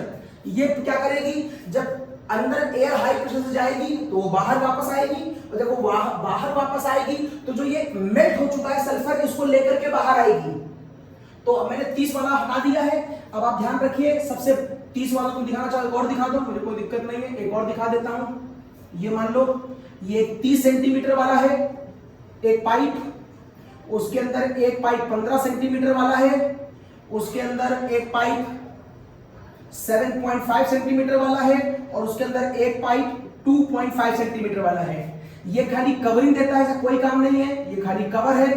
इसके थ्रू हम वाटर अंदर डालते हैं, इसके थ्रू हम एयर डालते हैं, वाटर अंदर गया, एयर अंदर गई, और बाहर कौन निकला, सल्फर फोम की फॉर्म में बाहर आ गया। और ये सल्फर प्योर सल्फर होता है, कोई मिलावट नहीं है, प्योर सल्फर है। तो बहुत आसान तरीके से इस तरीके सल्फर बाहर निकल आता है, और इसे हम कहते हैं फ्रेश प्रोसेस। तो ये हो गया आपका फ्रेश प्रोसेस, सल्फर बाहर आ गया। अब जो सल्फर बाहर आ गया तो सल्फर की हमें प्रॉपर्टीज पढ़ लेनी चाहिए। तो प्रॉपर्टीज ऑफ सल्फर, तो सल्फर की रिएक्शन अगर ऑक्सीजन से करा दी जाए तो ये बहुत आसानी से SO2 या ये SO3 बना सकता है। सल्फर ऑक्सीजन से रिएक्ट करने पर SO2 या SO3 बना सकता है। जैसे ही सल्फर अपने ऑक्साइड बनाएगा, आपके मन में क्वेश्चन आ जाएगा कि सर इनका नेचर कैसा होता है, SO2 और SO3 का नेचर कैसा होता है। तो मैंने आपसे कहा था नेचर पता करने के लिए दोस्ती करो, दोस्ती करो मतलब पानी पिलाओ, और पानी पिलाते ही आपको यहां दिखाई देगा H2SO3, और यहां पर दिखाई देगा आपको H2SO4। आप समझ गए कि ये दोनों एसिडिक गैसेस हैं, क्योंकि वो पानी से मिलने पर एसिड बना रहे हैं। यदि आप इन दोनों के ऑक्सीडेशन नंबर निकालें तो ऊपर प्लस और नीचे 6 आएगा। जिसका नंबर कम आता है उसको अस बोलते हैं, जिसका नंबर ज्यादा आता है उसे एक बोलते हैं। मतलब ये सल्फ्यूरिक एसिड है और ये सल्फ्यूरस एसिड है। ओके ना, चूंकि मैं एसिड की बात कर रहा था और नाम की बात कर रहा हूं, तो मैं कुछ ऑक्सी एसिड के बारे में भी आपसे यहीं पर बात कर ले रहा हूं, और फिर हम बात करेंगे मेथड ऑफ प्रिपरेशन और प्रॉपर्टीज ऑफ H2SO4 की। तो चलो हम बात कर लें कुछ ऑक्सी एसिड्स की, सल्फर के oxy acids. Oxy acid of sulphur, तो SO2 और SO3, इसके बारे में आप जान चुके हैं कि यह बनाएगा H2SO3 और यह बनाएगा H2SO4। चलिए स्ट्रक्चर ड्रॉ करते हैं। स्ट्रक्चर ड्रॉ करने का रूल बताया था, सेंट्रल एलिमेंट ढूंढ लो। सेंट्रल एलिमेंट वो होगा जो संख्या में कम होगा और वैलेंसी में ज्यादा होगा। तो यहाँ संख्या में कम कौन है, सल्फर, यहाँ पर कौन है, सल्फर। लिहाजा स्ट्रक्चर देखिए, अगर मैं स्ट्रक्चर दिखाऊं तो ये हो गया आपका सेंटर में सल्फर, अंदर से बाहर वैलेंसी का घटता हुआ क्रम, और फिर मैंने ये बना दिया H। ये देखिए, this is diagram of H2SO4। Valency 6, valency 2, valency 1, valency 6 2 1 6 2 6 2, अंदर से बाहर वैलेंसी घटता हुआ क्रम, और नंबर ऑफ वैलेंसी बराबर नंबर ऑफ डंडे, नंबर ऑफ वैलेंसी बराबर नंबर ऑफ डंडे। This is the diagram of H2SO4। अगर कोई आपसे H2SO3 का डायग्राम पूछे तो फिर से आप वैसे ही एलिमेंट कर दीजिए H2SO3। ये देखिए H2SO3 का स्ट्रक्चर आ गया, बस एक O आपने गायब कर दिया।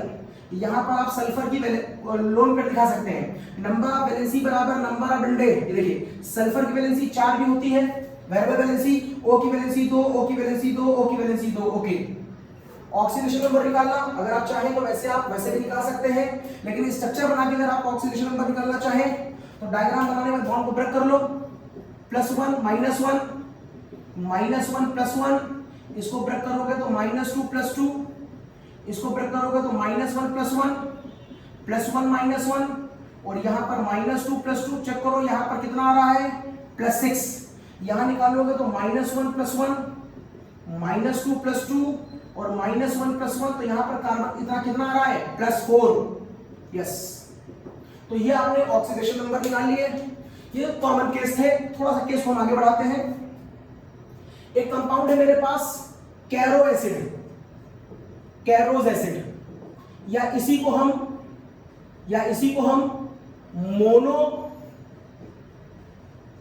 पर ऑक्सी सल्फ्यूरिक एसिड भी कहते हैं। कैरो क्यों कहते हैं, साइंटिस्ट का नाम है, और मोनो परऑक्सी को कहते हैं क्योंकि इसमें एक परऑक्सी कंपाउंड होता है, बाकी तो सल्फ्यूरिक है ही। जैसे कि H2SO4 में अगर आप एक ऑक्सीजन और लगा दें तो ये क्या बन जाएगा H2SO5। अब मैं आपको ये पढ़ाने जा रहा हूं H2SO5। अब बात होती है कि H2SO5 का ऑक्सीडेशन नंबर, H2SO5 में सल्फर का ऑक्सीडेशन नंबर क्या होगा। तो अगर आप डायरेक्ट इसका आंसर निकालेंगे H2SO5 में, तो ये मान लीजिए X, ये हो जाएगा -2 मल्टीप्लाई बाय 5 बराबर 0, ये हो जाएगा +1 मल्टीप्लाई बाय 2। तो सॉल्व करके देखिएगा, 5 दूनी 10, तो आंसर आएगा +8, और ये आंसर क्या है, गलत है। क्यों गलत है, गुणा भाग तो सही करा है, क्योंकि सल्फर की आपको रेंज मालूम है, सल्फर का एटॉमिक नंबर 16 होता है, 2, 8, 6। जो यहाँ पर दिखाई देगा उसे मैक्सिमम मानते हैं, मैक्सिमम से 8 घटा दे तो ये मिनिमम हो जाता है। जो ये नंबर आप देख रहे हैं, ये नंबर ड्यूरिंग द रिएक्शन कभी ऊपर नहीं जा सकता, ये हमेशा नीचे जाएगा। जब ये नीचे जाएगा तो ये अपना क्या करेगा, रिडक्शन। उसी समय दूसरे का क्या कर रहा होगा, ऑक्सीडेशन। तो ये क्या बन जाएगा, oxidising agent. This is the cause, H2SO4 को हम ऑक्सीडाइजिंग एजेंट कहते हैं क्योंकि वहां सल्फर +6 होता है, और -2 ड्यूरिंग द रिएक्शन अगर कभी पार्टिसिपेट करेगा तो ये ऊपर जाएगा, नीचे नहीं जाएगा, मतलब अपना क्या करेगा, ऑक्सीडेशन। दूसरे का क्या करेगा, रिडक्शन। उस समय इसका नाम होगा रिड्यूसिंग एजेंट। मतलब H2S जहां सल्फर -2 होता है, ये एक रिड्यूसिंग एजेंट होता है। तो एक क्वेश्चन मैंने यहाँ पर आपके लिए और डेवलप कर दिया है कि why H2SO4 is oxidising agent and why H2S is a reducing agent। अगर ये क्वेश्चन आएगा तो आप लॉजिक यहां से देंगे। मैं बात इसी कर रहा था कि यहां पर ऐसा करने पर इसका आंसर +8 आया, जो रेंज से बाहर जा रहा है, उसकी रेंज क्या होती है +6। अगर +6 से बाहर गया तो गलत हो गया। अब बात उठती है कि कर तो ठीक रहे थे, तो गलती कहां हो गई, गलती हो गई है क्योंकि आपने शॉर्ट ट्रिक से किया है, ये शॉर्ट ट्रिक कहलाती है। आपको इसका डायग्राम बनाना चाहिए था, that is a logical method. अगर मैं इसका डायग्राम बनाऊं तो this is the diagram of H2SO4, this is the diagram of H2SO4। और अगर आप H2SO4 में एक को और इंट्रोड्यूस करना चाहते हैं, सोचिए कहां इंट्रोड्यूस कर सकते हैं, यहां तो कहीं नहीं कर पाएंगे, आप यहां पर एक को इंट्रोड्यूस कर सकते हैं या फिर इस तरफ भी कर सकते थे। अगर H2SO4 का डायग्राम बनाने का आएगा तो आप ऐसे बनाएंगे। अब जरा इसका ऑक्सीडेशन नंबर निकालो, वैलेंसी चेक कर लो, वैलेंसी सही है सबकी, O की वैलेंसी 2 है और सल्फर की वैलेंसी 6 है। अब ब्रेक करोगे तो ये +1 और ये -1, यहां ब्रेक करोगे तो -2 +2, यहां ब्रेक करोगे तो -2 +2, यहां ब्रेक करोगे तो -1 +1, यहां ब्रेक करोगे तो -1 +1, यहां ब्रेक करोगे तो नंबर इन दोनों का आपस में 0 आएगा क्योंकि इन दोनों की इलेक्ट्रॉन सेम है, इन दोनों की इलेक्ट्रॉन सेम है। लेकिन यहां से ब्रेक करने पर ये +1 और ये -1 आएगा, और ये देखो सल्फर का ऑक्सीडेशन नंबर +6 आ रहा है। अब बात उठती है कि गलती हम कहां कर रहे थे, गलती आप ये कर रहे थे कि यहां पर आपने सारे O को -2 मान लिया था, पांचों O को, जबकि ध्यान से देखिए ये वाला O -2 है, ये वाला O -2 है, ये वाला O -2 है, लेकिन ये वाले दो O -2 नहीं -1 है। इसका मतलब ये क्या है, ये परऑक्साइड है। कितने बार परऑक्साइड है, ये पूरे O2 को एक बार मानते हैं, ये 1 परऑक्साइड, तो ये एक परऑक्साइड है, इसलिए मैंने इसका नाम मोनो परऑक्सी रखा था, इसमें एक परऑक्साइड होता है। तो अब आप चाहे तो इसी मॉलिक्यूल को आप H2SO3O2 लिख सकते थे। अब इसको x मान लो, यहां पर -2 को 3 से मल्टीप्लाई कर लो, -1 को 2 से मल्टीप्लाई कर लो, +1 को 2 से मल्टीप्लाई कर लो H की वजह से, और -2 + 2 कैंसिल कर लो तो x 2x बराबर क्या आ जाएगा +6। Yes, it is the right answer. या इसी तरह हम आपसे एक बात और कर सकते हैं, या इसी तरीके से हम आपसे एक बात और कर सकते हैं कि अगर मैं आपसे कहूं कि अच्छा इसका बताओ H2S2O8, इसे कहते हैं मार्शल एसिड। अगर कोई आपसे पूछ ले बताओ मार्शल एसिड का ऑक्सीडेशन नंबर क्या होगा, तो आप कहेंगे निकाल के देख लो। तो ये हो जाएगा 2x, ऑक्सीजन हो जाएगा -2 मल्टीप्लाइड बाय 6, ये हो जाएगा +1 मल्टीप्लाइड बाय 2 इक्वल टू 0। तो 2x बराबर 6 दूनी 12, उधर गया +12, +2 उधर गया -2, ये हो जाएगा 10।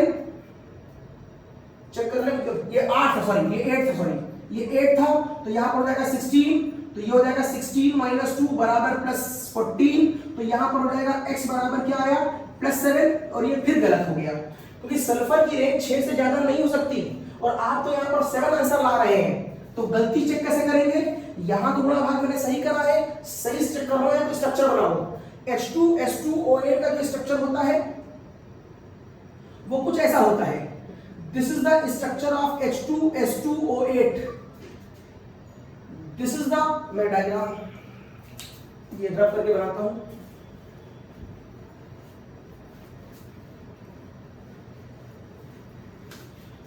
अगर आप H2SO4 के दो मॉलिक्यूल दिखा दें उसको, this is the first molecule of H2SO4, this is the second molecule of H2SO4, और यदि आप यहां से H2 गैस निकाल दें तो यहां बचेगा HO, S double bond O, ये वाला O, ये वाला O, S double bond O, और ये देखिए OH आ गया। This is the structure of Marshall acid H2S2O8। अब निकालो ऑक्सीडेशन नंबर, तो ये +1, ये -1, ये -1, ये +1, ये -2, ये +2, ये -2, ये +2, ये -1, ये +1, और चेक करो इस समय यहाँ पर ऑक्सीडेशन नंबर क्या आ रहा है +2 +2 +1 +1, कितना आ गया 6 आ गया। यहाँ पर चेक करो -2 +2, यहाँ चेक करो -2 +2, यहाँ चेक करो -1 +1, यहाँ चेक करो -1 +1, यहाँ भी +6 आ गया। अब बात उठती तो आप गलती क्या कर रहे थे, गलती आप ये कर रहे थे सारे O को -2 मान ले रहे थे, जबकि देखिए यहाँ पर 2 O ऐसे हैं जो -2 नहीं है, -1 है। 1 2 3 4 5 6 O ऐसे हैं जो -2 वाले हैं। मींस आप चाहें तो इस डायग्राम को ऐसे लिखें H2S2O6O2 ऐसे लिखिए। अब आप ऐसे लिखेंगे तो ये हो जाएगा 2x, -2 को मल्टीप्लाइड बाय 6 से और -1 को मल्टीप्लाई बाय 2 से, ये पेरोक्साइड वाला है, और ये आ जाएगा +1 2 इसके लिए -2, और ये कैंसिल हो गया, तो 2x बराबर हो जाएगा +12 और x बराबर हो जाएगा +6। ये देखिए ठीक आया। तो ये बात मैं आपसे कर रहा था, मार्शल एसिड की। मैं आपसे सल्फर के ऑक्सी एसिड के स्ट्रक्चर्स की बात कर रहा हूं और उनके ऑक्सीडेशन नंबर के वेरिएशन को डिस्कस कर रहा हूं। बात आगे बढ़ती है। दो केसेस मेरे पास और हो सकते हैं।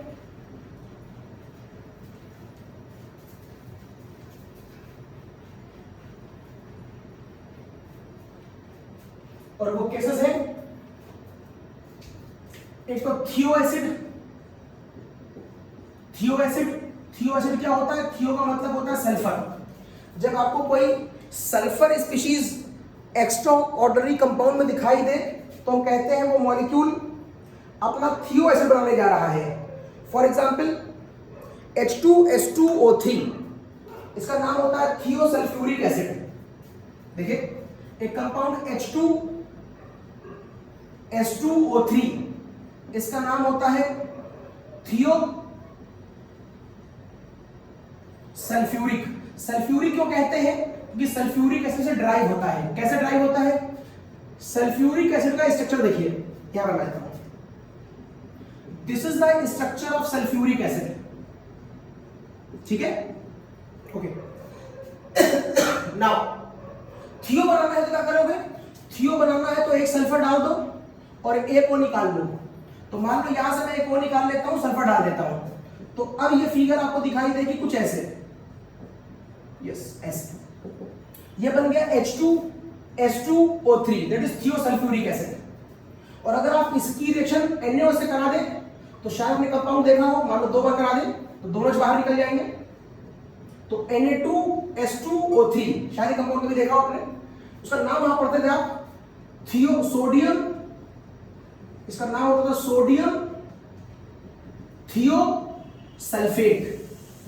अब इसको सोडियम को कहा, आपको मालूम है सोडियम है, थियो को कह रहे हैं एक एक्स्ट्रा सल्फर इसके अंदर मौजूद है इसलिए इसको थियो बोल रहे हैं। और सल्फेट क्यों बोला, क्योंकि ड्राइव कहां से हुआ है, इक से, इसका नाम है सल्फ्यूरिक। और इक से जब कोई सॉल्ट बनता है तो वहां क्या लगाते हैं, 8। इस लॉजिक से आप Na2S2O3 का ये नाम क्यों रखा गया ये समझ पाएंगे आप। ओके, इसके अलावा एक केस और आता है, उनको हम कहते हैं पॉलीथियो। ये केवल थियो था, एक सल्फर आता है, ये पॉलीथियोनस एसिड, या एक कंपाउंड है मेरे पास पॉलीथियोनिक एसिड। दोनों का जनरल फॉर्मूला देख लो, पॉली का मतलब सल्फर कई बार होगा, H2S के साथ कई बार सल्फर हो सकता है n टाइम, साथ में O4 होगा, या फिर H2n टाइम सल्फर हो सकता है और यहां पर O6 होगा। हाँ एक बात है, यहां पर n का नंबर 2 से लेकर 12 तक फिक्स होता है। तो इनमें खास बात और होती है, इसमें SS का लिंकेज होता है, S सिंगल बॉन्ड S का लिंकेज, जिसमें वेरिएशन भी होगा। फॉर एग्जांपल अगर मैं आपसे कहूं H2S2O4 तो नाम क्या हो जाएगा, इसका नाम जहां पॉली बोल रहे थे अब बोलो डाई, अब इसका नाम होगा डाई, इसका नाम हो जाएगा डाईथियोनस एसिड। अगर मैं यहां पर कहूं HS4O4 तो कहेंगे टेट्राथियोनस एसिड। अगर मैं यहां पर बोलूं H2S6O4 तो आप यहां पर बोल सकते हैं हेक्साथियोनस एसिड। खैर ये तो आपने बहुत वेल नोन नहीं सुने होंगे, आपके लिए ये बड़ा खास है, इसका कंपाउंड आपने सुना है कई बार। देखिए एक कंपाउंड देखिए, अगर मैं आपसे कहूं H2S4O6 इसका नाम है टेट्राथियोनिक एसिड। अब आप कहेंगे सर आपने नहीं सुना है, देखिए मैं दिखाता हूं, सुना होगा। टेट्राथियोनिक एसिड के ऊपर अगर तुम NaOH लगा दो, NaOH 2 टाइम, तो यहां बन जाएगा Na2S4O6। नाम बताओ, इसका नाम हो जाएगा सोडियम टेट्राथियोनेट। सोडियम को लगाया समझ गए, टेट्रा को लगाया समझ गए, थियो को लगाया, आपको मालूम है पॉलीथियोनस का लॉजिक लगा रहे हैं, और 8 को लगाया क्योंकि इक से आ रहा है तो 8 बनेगा। क्या Na2S4O6 आपने कभी देखा है?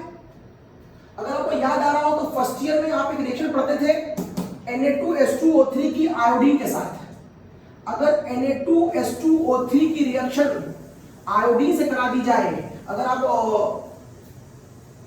कंपटीशन के न्यूमेरिकल लगाए वॉल्यूमेट्रिक एनालिसिस आइडोमेट्रिक के, तो वहां पर भी लॉजिक आता है। तो यहां पर आ जाएगा Na2S4O6 और यहां से निकल जाएगा 2NaI। देख ले बैलेंस है कि नहीं, यहां पर Na 2 बार, यहां Na 2 बार, देखो अब बैलेंस है, अब बैलेंस है।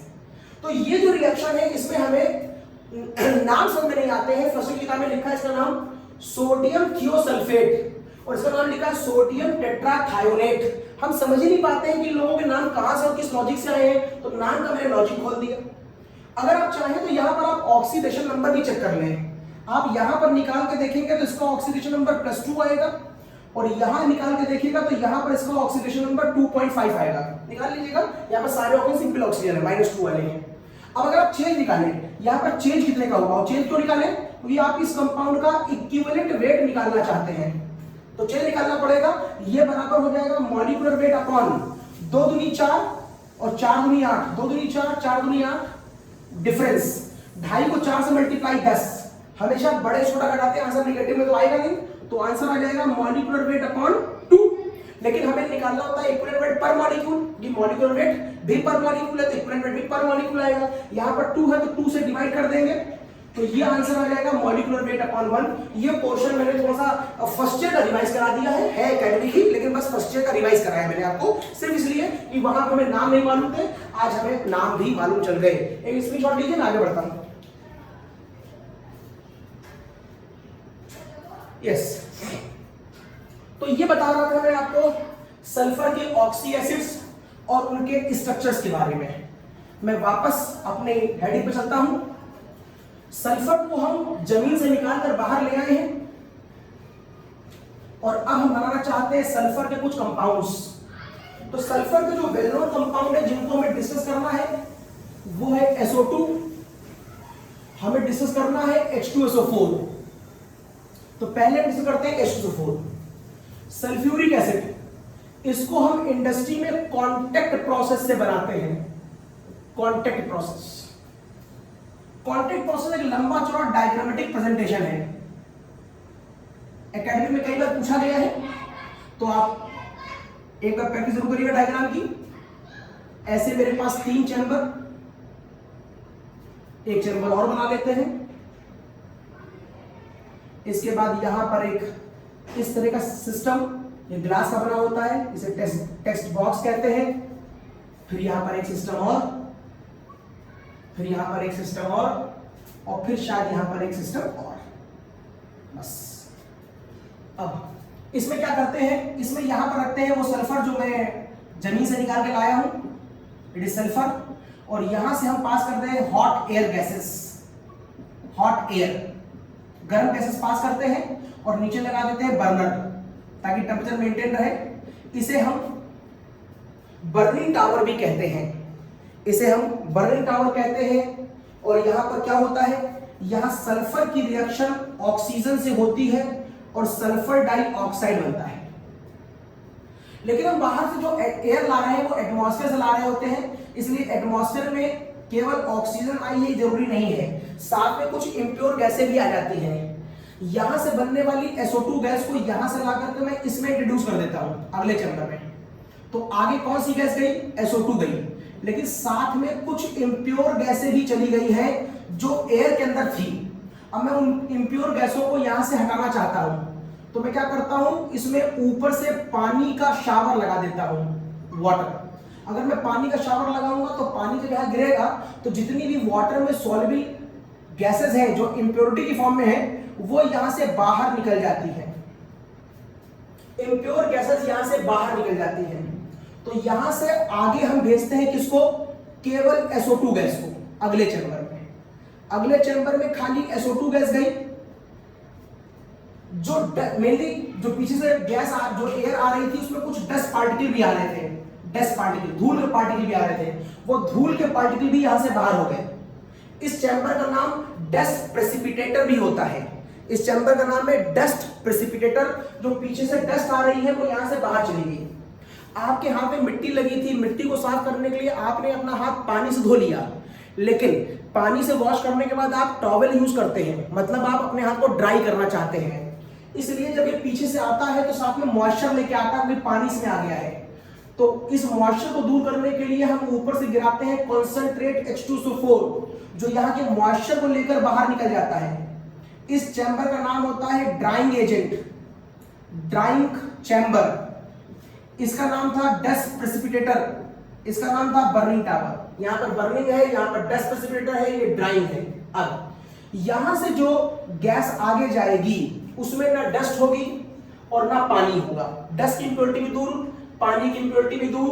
अब एक बात है, जहां सल्फर पाई जाती है कहते हैं वहां पर ऑर्सेनिक के होने की संभावना बहुत अधिक होती है, और ऑर्सेनिक जो है यहां पर एक रिएक्शन जो आगे होने वाली है उसके लिए निगेटिव कैटालिस्ट है।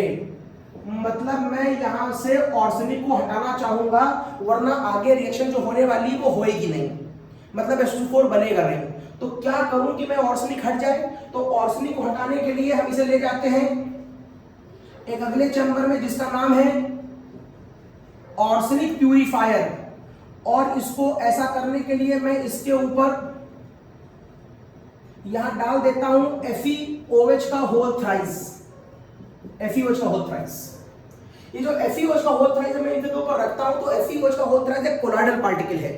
आपने लैब में देखा होगा, वो बड़े बड़े पार्टिकल आपको टेस्ट में दिखाई देते हैं, वो कोलाइडल पार्टिकल होता है। और आपको मालूम होगा कोलाइडल जो है उसका सरफेस एरिया बहुत ज्यादा होता है, वो किसी भी चीज को अपने ऊपर एब्जॉर्ब कर लेता है। दिस इज द कॉज, जो पीछे से ऑर्सेनिक आ रहा होगा वो सारा का सारा यहाँ पर क्या होगा, एब्जॉर्ब हो जाएगा, कोई रिएक्शन नहीं होगी, एक खाली फिजिकल टच होगा और वो सारा का सारा यहाँ पर एब्जॉर्ब हो जाएगा। अब जब मैं आगे जाऊंगा तो मुझे यहाँ पर क्या क्या नहीं मिलेगा, डस्ट नहीं मिलेगी, पानी नहीं मिलेगा और ऑर्सेनिक नहीं मिलेगा। ये सारी चीजें मैं यहां से दूर कर चुका हूं। अब मैं चेक करना चाहता हूं कि सही में दूर हुई है कि नहीं हुई है। तो मैं ग्लास से बने हुए इस चैम्बर में इसमें जब गैस को पास करूंगा तो हाई इंटेंसिटी की लाइट डालूंगा। अगर वो लाइट अंदर चमकेगी तभी जब लाइट किसी पार्टिकल पे टकराएगी। अगर लाइट पार्टिकल टकराएगी तो वहां से चमक निकलेगी, नहीं तो नहीं निकलेगी। तो अगर यहाँ कोई ब्राइटनेस डेवलप हुई तो ये गैसेस इम्प्योर है, इनको वापस मैं फिर डाल दूंगा। अगर कोई ब्राइटनेस नहीं आई तो मैं इसको अगले चैम्बर में ले जाऊंगा जिसका नाम है कैटालिटिक चैम्बर, जहां पर वेनेडियम पेंटाऑक्साइड रखा होता है 450 डिग्री सेंटीग्रेड पे, 450। और यहां पर पहली बार SO2 ऑक्सीजन से मिलकर क्या बना देती है, SO3 बना लेती है। तो यहां पर SO2 O2 से मिलकर बनाने जा रही है SO3 in presence of vanadium pentoxide 450 degree centigrade. खास बात है कि रिएक्शन रिवर्सिबल है और दुनिया में जब भी कुछ बनता है तो वहां से एनर्जी निकलती है, मतलब प्रोसेस कैसा हो गया, एक्सोथर्मिक हो गया। चूंकि रिवर्सिबिलिटी है इसलिए यहां पर एग्जाम में आपसे ली चैटलियर प्रिंसिपल के ऊपर क्वेश्चन पूछे जा सकते हैं। चलिए ली चैटलियर प्रिंसिपल लगाइए। मैंने आपको ये बात हेबर प्रोसेस में बताई थी ली चैटलियर प्रिंसिपल की। तो पहला पॉइंट आप ये कहेंगे कि कंसंट्रेशन ऑफ रिएक्टेंट को क्या कर देना चाहिए, बढ़ा देना चाहिए। जब ये बढ़ेगा तो रिएक्शन ज्यादा आगे जाएगी, SO3 ज्यादा बनेगा। दूसरा पॉइंट, कंसंट्रेशन ऑफ प्रोडक्ट को कम कर देना चाहिए। अगर ये कम होगा तो इक्विलिब्रियम इसको मेंटेन करने के लिए फिर से आगे भागेगा, ये भी फायदेमंद बात है। तीसरा पॉइंट, प्रेशर इस रिएक्शन में हमको ज्यादा रखना चाहिए। कितना रखना बताने की आवश्यकता नहीं है, प्रेशर ज्यादा। क्यों? क्योंकि ध्यान से देखो, अगर मैं इस रिएक्शन को बैलेंस करूं, अगर मैं इसको बैलेंस करूं तो शायद ये बैलेंस हो गई है, 2 दूनी 4 और 2 दूनी 4 और 2 6 इस बैलेंस हो गई। अब देखिए इस वाले एरिया में कितने गैस के मॉलिक्यूल है, 2 और 1 3। इस वाले एरिया में गैस कितने मॉलिक्यूल है, 2। 3 मॉलिक्यूल टकराएंगे तो प्रेशर ज्यादा है, इस तरफ प्रेशर कम है। तो जब तुम प्रेशर बढ़ाओगे तो रिएक्शन उधर जाएगी जहां पर प्रेशर कम हो रहा हो। तो तुम प्रेशर बढ़ाओ तो रिएक्शन उस तरफ जाएगी जहां पर प्रेशर कम हो रहा हो, और प्रेशर कम होने का मतलब है SO3। चौथा पॉइंट, टेम्परेचर। टेम्परेचर क्या करें, टेम्परेचर आप कम करिए। क्यों? क्योंकि आप उधर जाना चाहते हैं जहां पर 100 है, वहां पर टेम्परेचर ऑलरेडी बन रहा है। तो जब आप टेम्परेचर कम करेंगे तो रिएक्शन उस तरफ जाएगी जहां पर टेम्परेचर बढ़ रहा हो। 100 का मतलब है इस तरफ जाने पर टेम्परेचर बढ़ रहा होगा, और अगर इधर 100 है तो अपोजिट क्या होगा, इंडो, मतलब यहां पर टेम्परेचर क्या हो रहा होगा, कम हो रहा होगा। तो इन कंडीशनों पर कॉन्टैक्ट प्रोसेस में ये रिएक्शन होती है और यहां पर आते आते SO3 बन जाता है। अब आप चाहें तो SO3 पर सीधे पानी लगा करके H2SO4 बना सकते हैं। सीधे ऊपर से आप पानी गिरा दीजिए, SO4 बन जाएगा। लेकिन हम देखते हैं कि वेसल में यहां पर H2SO4 गिराया जाता है, तो हम सोचते हैं क्या बात है, सीधे क्यों नहीं बना रहे हैं। एक्चुअल में आप ऐसे बनाएंगे तो यहां पर SO3 पानी से मिलने पर यहां पर H2SO4 की फ्यूम्स डेवलप कर देता है। यहां पर ये फ्यूम्स डेवलप करता है जो काफी वाइड डेंसी होती है, जिसकी वजह से वहां पर पूरा एरिया धुंधला हो जाएगा और फिर वहां पर काम करना बड़ा मुश्किल हो जाएगा। ये आसपास की सराउंडिंग में फ्यूम फैलेगी और ये हमारे लिए बहुत ज्यादा सुटेबल कंडीशनों में नहीं आ पाएगी। इसलिए हम इस प्रोसेस को अवॉइड करते हैं। आप बात समझिएगा, SO3 में सीधे ऊपर से पानी लगा के मैं SO4 बना सकता हूं, लेकिन नहीं बनाते हैं क्योंकि ऐसा करने पर वहां पर वाइड डेंसी फ्यूम्स डेवलप होते हैं। SO4 की ही गैस पूरे एटमॉस्फेयर में डेवलप हो जाती है, पूरा धुंध छा जाती है और फिर किसी को वो दिखाई नहीं देता। मींस ये कंडीशन बहुत अच्छी नहीं होगी वहां के वर्कर्स के लिए। तो हमने क्या करा, ऊपर से SO4 गिराया। जब ऊपर से SO4 गिराएंगे तो क्या होगा, SO3 H2SO4 से मिलकर पहले क्या बनाएगा, H2S2O7 बनाएगा, जिसको हम कहते हैं ओलियम। ओलियम को यहां से बना लेने के बाद अगले चैम्बर में हम इसमें पानी मिलाते हैं, और जब ओलियम पानी से मिलता है तब H2SO4 बनता है। तो इस तरीके से मेरा H2SO4 बनकर तैयार हो गया। एक स्क्रीनशॉट लीजिए, बाकी बात आगे करते हैं। एक स्क्रीनशॉट ले लीजिए। अब इसके बाद हम लोग बात करते हैं H2SO4 की, और H2SO4 में देखिए हटा रहा हूं। H2SO4 एक बहुत अच्छा एसिड है, ये आप तो जानते ही हैं, लेकिन H2SO4 एक बहुत अच्छा ऑक्सीडाइजिंग एजेंट भी है, but not as good as HNO3। HNO3 तो इससे भी अच्छा एसिड है, ये मैं पिछले लेक्चर में बता चुका हूं आपको। HNO3 तो बहुत ही अच्छा एसिड है, इसका डिस्कशन मैंने किया था।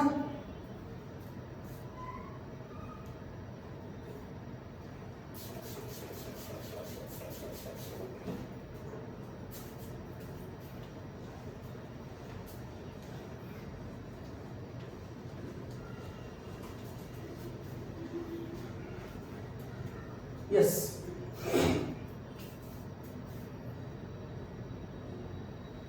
H2SO4 प्रॉपर्टीज, इसकी 3 प्रॉपर्टियां इंपॉर्टेंट है। एक तो ये बहुत अच्छा डिहाइड्रेटिंग एजेंट है, दूसरा ये बहुत अच्छा एसिड है, और तीसरा ये ऑक्सीडाइजिंग एजेंट भी है। हम सारी बातों को एक करके बताते हैं। ये ऑक्सीडाइजिंग एजेंट क्यों है कि सल्फर का ऑक्सीडेशन नंबर +6 है। सो व्हाट, आपको मालूम है सल्फर की रेंज -2 से +6 तक। अगर कोई चीज पहले टॉप पे बैठी है तो वो ऊपर नहीं जाएगी, अब कहां जाएगी, नीचे। नीचे जाएगी तो अपना क्या करेगी, रिडक्शन, दूसरे का oxidation. This is the cause, ये ऑक्सीडाइजिंग एजेंट है। ओके, जब H2SO4 ऑक्सीडाइजिंग एजेंट की तरह वर्क करेगा तो कैसे वर्क करेगा, तो वो इस तरीके से वर्क कर जाता है। कॉन्सेंट्रेट H2SO4 ही ऑक्सीडाइजिंग एजेंट होता है, डाइल्यूट नहीं, कॉन्सेंट्रेट, और वो ऐसे वर्क करता है, कॉन्सेंट्रेट। इसे मान लो तुम फॉर्मूला रिएक्शन। अब वो 4 रिएक्शन पूछेगा आपसे, बताओ कॉपर से कराएं तो क्या होगा, बताओ फास्फोरस से कराएं तो क्या होगा, बताओ सल्फर से कराएं तो क्या होगा, कार्बन से कराएं तो क्या होगा, और H2S से कराएं तो क्या होगा। सबसे पहले मैं कॉपर से कराता हूं। अगर मैं यहां पर कॉपर से कराऊं तो कॉपर एक मेटल है जो ऑक्सीजन से मिलने पर मेटलिक ऑक्साइड बनाता है। ये रिएक्शन मैंने आपको नाइट्रोजन फैमिली में बताई थी, जब मैंने ऊपर HNO3 लगाया था। जैसे कॉपर ऑक्साइड बनेगा, ये एक मेटल का ऑक्साइड है जो पानी से मिलकर क्या बना लेगा, अपना मेटलिक हाइड्रोक्साइड बना लेगा। ये जो मेटलिक हाइड्रोक्साइड आप देख रहे हैं, ये एक H2SO4 से और अगर मिल जाए, इज समथिंग लाइक दिस। अगर ये एक H2SO4 से और मिल जाए तो यहां से ये वाटर और ये वाटर निकल जाएगा, तो बन जाएगा कैल्शियम, सॉरी, तो बन जाएगा कॉपर सल्फेट, और यहां से निकल जाएगा 2 वाटर। जब सबको जोड़ लो तो ये ऑक्सीजन और ये ऑक्सीजन गया, ये कॉपर ऑक्साइड गया, ये कॉपर हाइड्रोक्साइड गया, और कुछ ये पानी और ये पानी गया, तो बोलो क्या बचा, तो बचा कॉपर की रिएक्शन। जब कॉन्सेंट्रेट SO4 से कराई गई तो एक SO2 निकला, कॉपर की हो गई, और क्या बचा, एक कॉपर सल्फेट आया और 2 पानी आए। इस तरह की रिएक्शन यहां पर होगी। बैलेंस चेक कर लो, कॉपर कॉपर एक बार है, सल्फेट सल्फेट एक बार है, H2 यहां पर 2 बार है, और यहां पर H2 4 बार दिखाई दे रहा है। देखो कहां पर हुआ, कुछ गड़बड़। H2SO4 को मैंने पानी SO2 रो में तोड़ा, ठीक है। ये वाला कॉपर से आएगा, कॉपर हाइड्रोक्साइड बनाएगा, कॉपर ऑक्साइड बनाएगा, ठीक है। कॉपर में पानी लगाया, कॉपर हाइड्रोक्साइड बनाएगा, ठीक है। कॉपर हाइड्रोक्साइड में मैंने ये लगाया तो ये 2 पानी निकल गया, तो कॉपर और सल्फेट बना, ठीक है। जब मैंने जोड़ना शुरू करा तो ये वाला पानी और ये वाला पानी कैंसिल हो गया, तो यहां पर आ गया मेरे पास 2 पानी। अब अगर 2 पानी आए तो यहां पर मेरे पास एक कॉपर बचा, यहां पर मेरे पास एक H2SO4 है, ये एक वाटर और ये वाला वाटर तो मैंने कैंसिल कर दिया था, तो ये बचे मेरे पास 2 वाटर। कहां पर गड़बड़ हो गया भाई, देखो जरा बैलेंसिंग में यहां पर हमारे पास 4 हैं और यहां पर 2। अच्छा एक बात और, यहां पर सल्फर भी गड़बड़ है, यहां सल्फर मेरे पास कितनी है, 2। इसका मतलब एक बात तो कंफर्म है, मुझे यहां पर 2 H2SO4 चाहिए, और 2 मिले तो है यार, हम लोग देख नहीं पा रहे हैं। एक H2SO4 ये मिला था हमको, ठीक तो है, और एक H2SO4 ये मिला था हमको, ठीक है बेटा, हो गया। तो यहां पर 2 H2SO4 मिले थे, जैसे मैंने 2 लिखा वैसे ही दोनों तरफ सब कुछ बैलेंस हो गया। तो एक रिएक्शन H2SO4 की प्रॉपर्टी पर इस तरीके से वर्क कर सकती है। अब मैं फॉर्मूला रिएक्शन नहीं भूलूंगा, अब मैं रिएक्शन इससे इससे और इससे करके दिखाऊंगा। चलो फास्फोरस से करते हैं, तो मैं फॉर्मूला रिएक्शन को चेंज नहीं कर रहा हूं, देखिए कैसे होती है।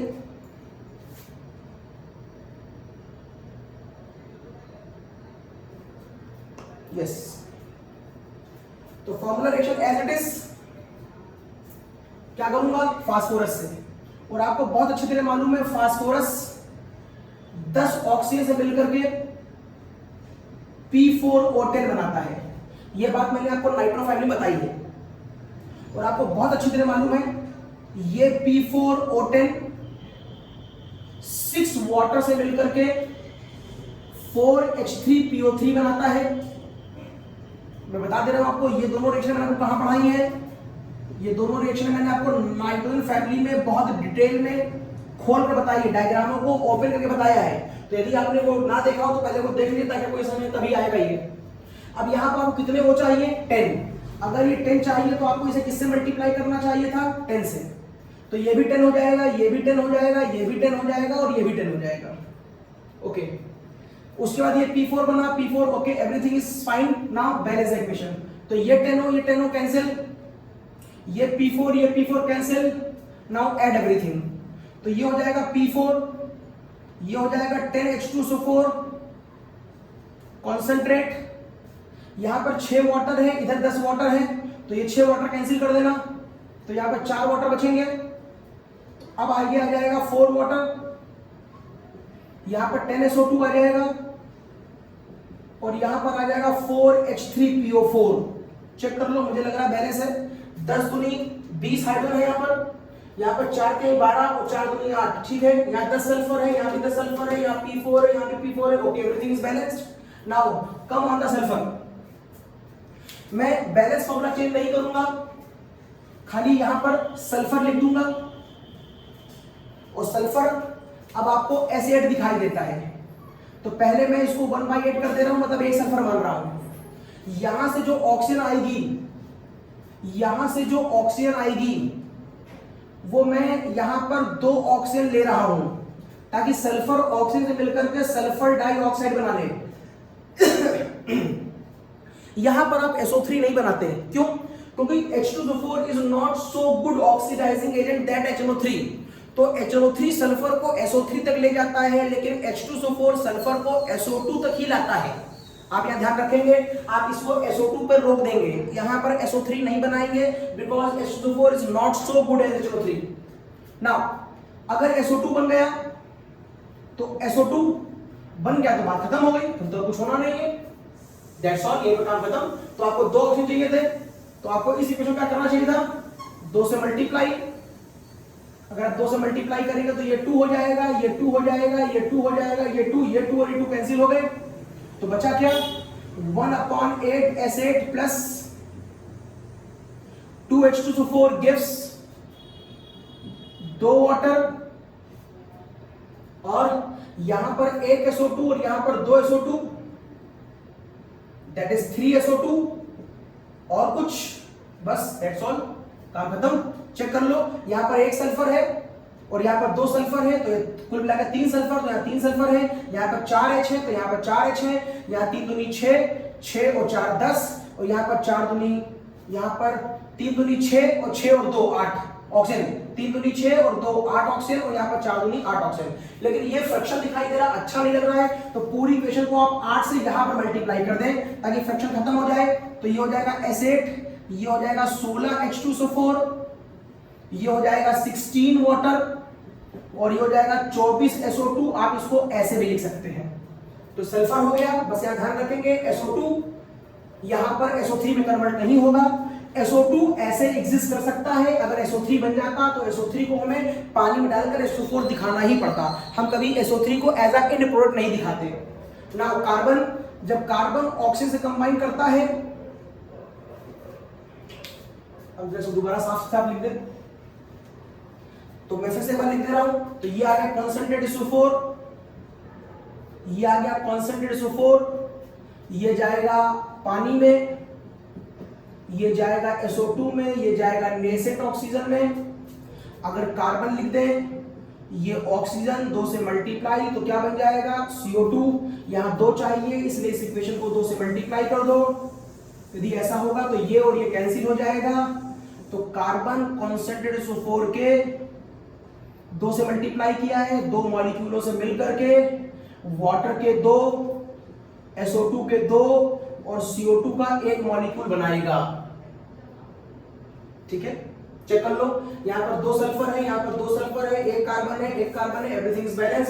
4 दूनी 8 है, 2 दूनी 4 और 2 दूनी 4 और 2 6 और 2 8। Yes, everything is balanced. Now बारी आती है H2S की। ध्यान रखिएगा H2S हमेशा एज अ प्रोडक्ट सल्फर बनाता है। H2S गैस हमेशा एज अ प्रोडक्ट सल्फर बनाता है, ये बात खाली ध्यान रखिएगा। तो देखिए, अगर मैं इस रिएक्शन को H2S से रिएक्ट करा दूं तो ये O से मिलकर क्या बनाएगा, क्योंकि मुझे पहले से याद है कि H2S सल्फर बनाता है, तो बचा क्या, H2 और O। अगर आपको याद रहा कि H2S सल्फर बनाता है तो आप ये गलती नहीं करेंगे कहीं आप S को O से मिलकर SO2 ना बना दें। S को O से मिलकर कहीं आप गलती से SO2 ना बना दें। ध्यान रखिएगा कि H2S में सल्फर ही बनाता है। अब यहाँ पर एक ही ऑप्शन की आवश्यकता थी, कोई दिक्कत नहीं है, ये कैंसिल कर दिया। तो क्या बन गया, आप कहेंगे H2S plus concentrate H2SO4 gives 2 water plus 1 SO2 plus 1 sulphur. Yes, सब कुछ बैलेंस होगा, चेक कर लो। 2 दूनी 4, यहाँ पर 2, यहाँ पर 4, ठीक है। यहाँ पर 4 ऑक्सीजन, यहाँ पर 2 और 2 4 ऑक्सीजन, ठीक है, एवरीथिंग इज बैलेंस। सारी बातें हो गई। अब हम पढ़ा तो आपको रहे थे प्रॉपर्टी ऑफ H2SO4, लेकिन ध्यान से देखिए यहीं पर मैंने आपको method of preparation of SO2 भी बता दिया। अगर एग्जाम में आ जाए कि method of preparation of SO2 लिखो, तो जो पहली वाली आपने रिएक्शन लिखी थी, कॉपर की रिएक्शन कॉन्सेंट्रेट H2SO4 से, जिससे आपने कॉपर सल्फेट SO2 और वाटर बनाया था, इसी को हम लैब प्रिपरेशन भी कहते हैं। लैब में SO2 गैस इसी रास्ते से बनाई जाती है। लैब में SO2 गैस इसी रास्ते से बनाई जाती है।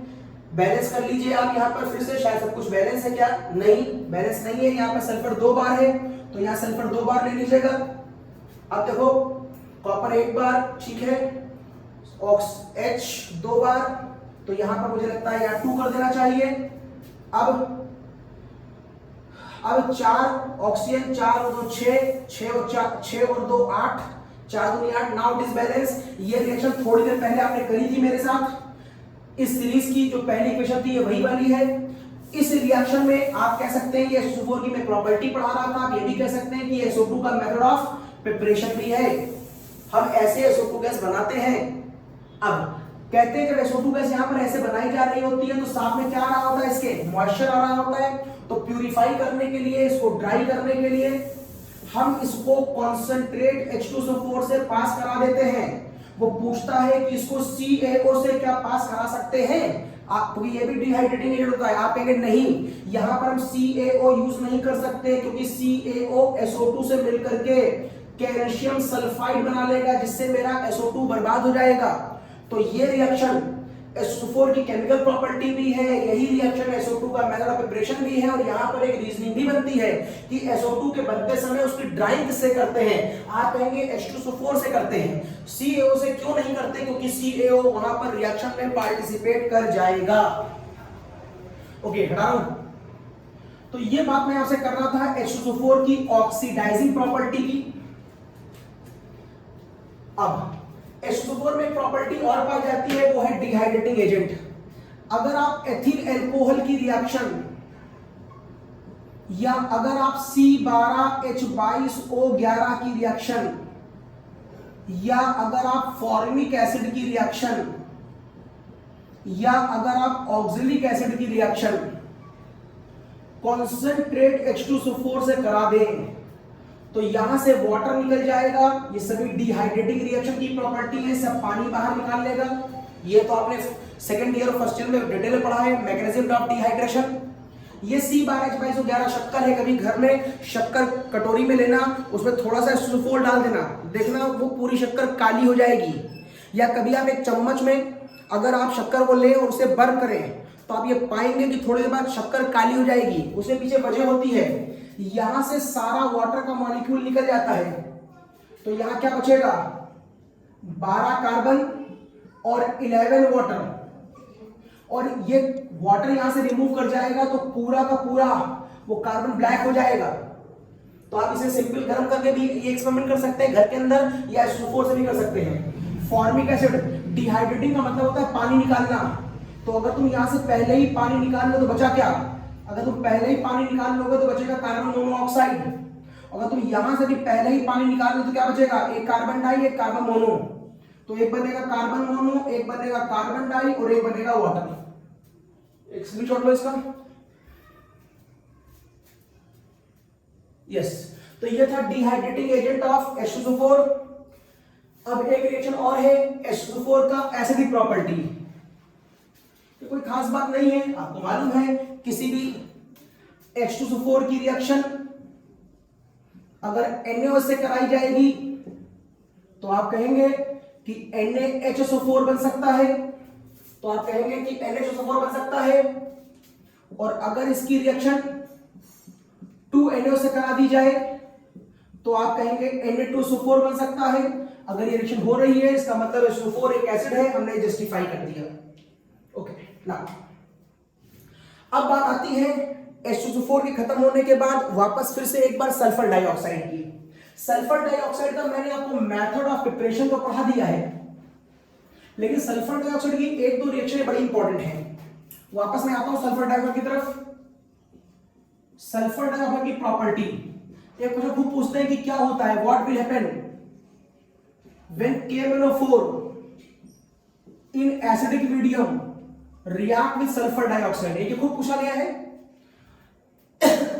और एक ये खूब पूछा गया है, what will happen when sulphur dioxide react with Cl2 in aqueous medium.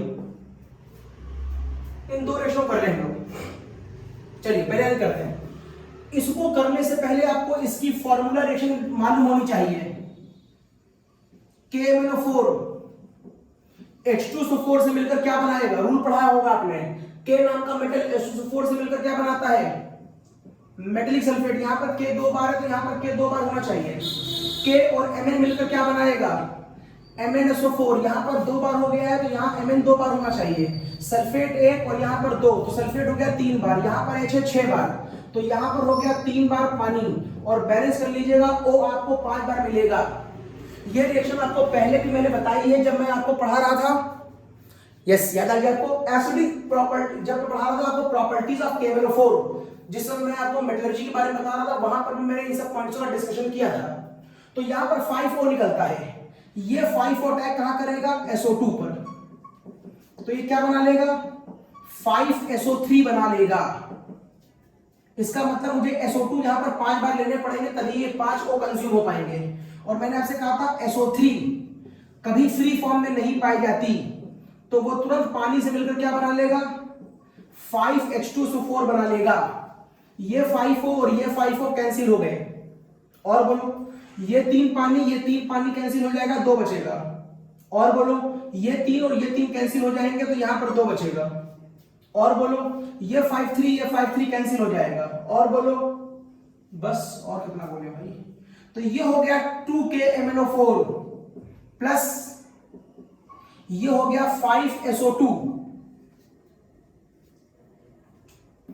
Plus और कुछ 2KMnO4, यस, और यहां पर 2 वाटर और प्लस यहां पर बचे हुए 2 वाटर, ये वाले। यहां पर बचेंगे 2 H2SO4, यहां बचेगा K2SO4 और यहां बचेगा 2MnSO4। ये रिएक्शन खूब पूछी गई है, आपको बहुत अच्छी तरह याद होनी चाहिए, काफी एग्जाम में आई है। अब इसकी कराएंगे तो क्या होगा, SO2 एक्वस मीडियम दिया गया था, तो एक्वस मीडियम में पहले मिलकर बनाएगा। अगर यहां पर कराए तो ये बनाएगा SO2 पानी से मिलकर बनाएगा SO3 और 2H। SO2 पहले पानी में जाकर के वहां पर बनाएगा SO3 plus 2H। Then what, ये बनने वाला जो SO3 है, ये जो बनने वाला SO3 है, ये पानी से मिलकर बना लेगा H2SO4। देन व्हाट, यहां से निकलने वाला 2H है, ये Cl2 से मिलकर बना लेगा 2HCl। कुछ इस तरीके की रिएक्शन होगी यहां पर। नाउ अब इस पूरी रिएक्शन को बैलेंस कर लीजिए। अब बैलेंस करता हूं तो ये 2H और ये 2H कैंसिल हो जाएगा, ये SO3 और ये SO3 कैंसिल हो जाएगा। कुछ बचा, तो बचा क्या, SO2 Cl2 से कंबाइन करेगा 2 पानी के साथ, तो बन जाएगा H2SO4 और 2HCl। ये रिएक्शन भी एग्जाम में बहुत बार पूछी गई है, तो देखें इसको भी।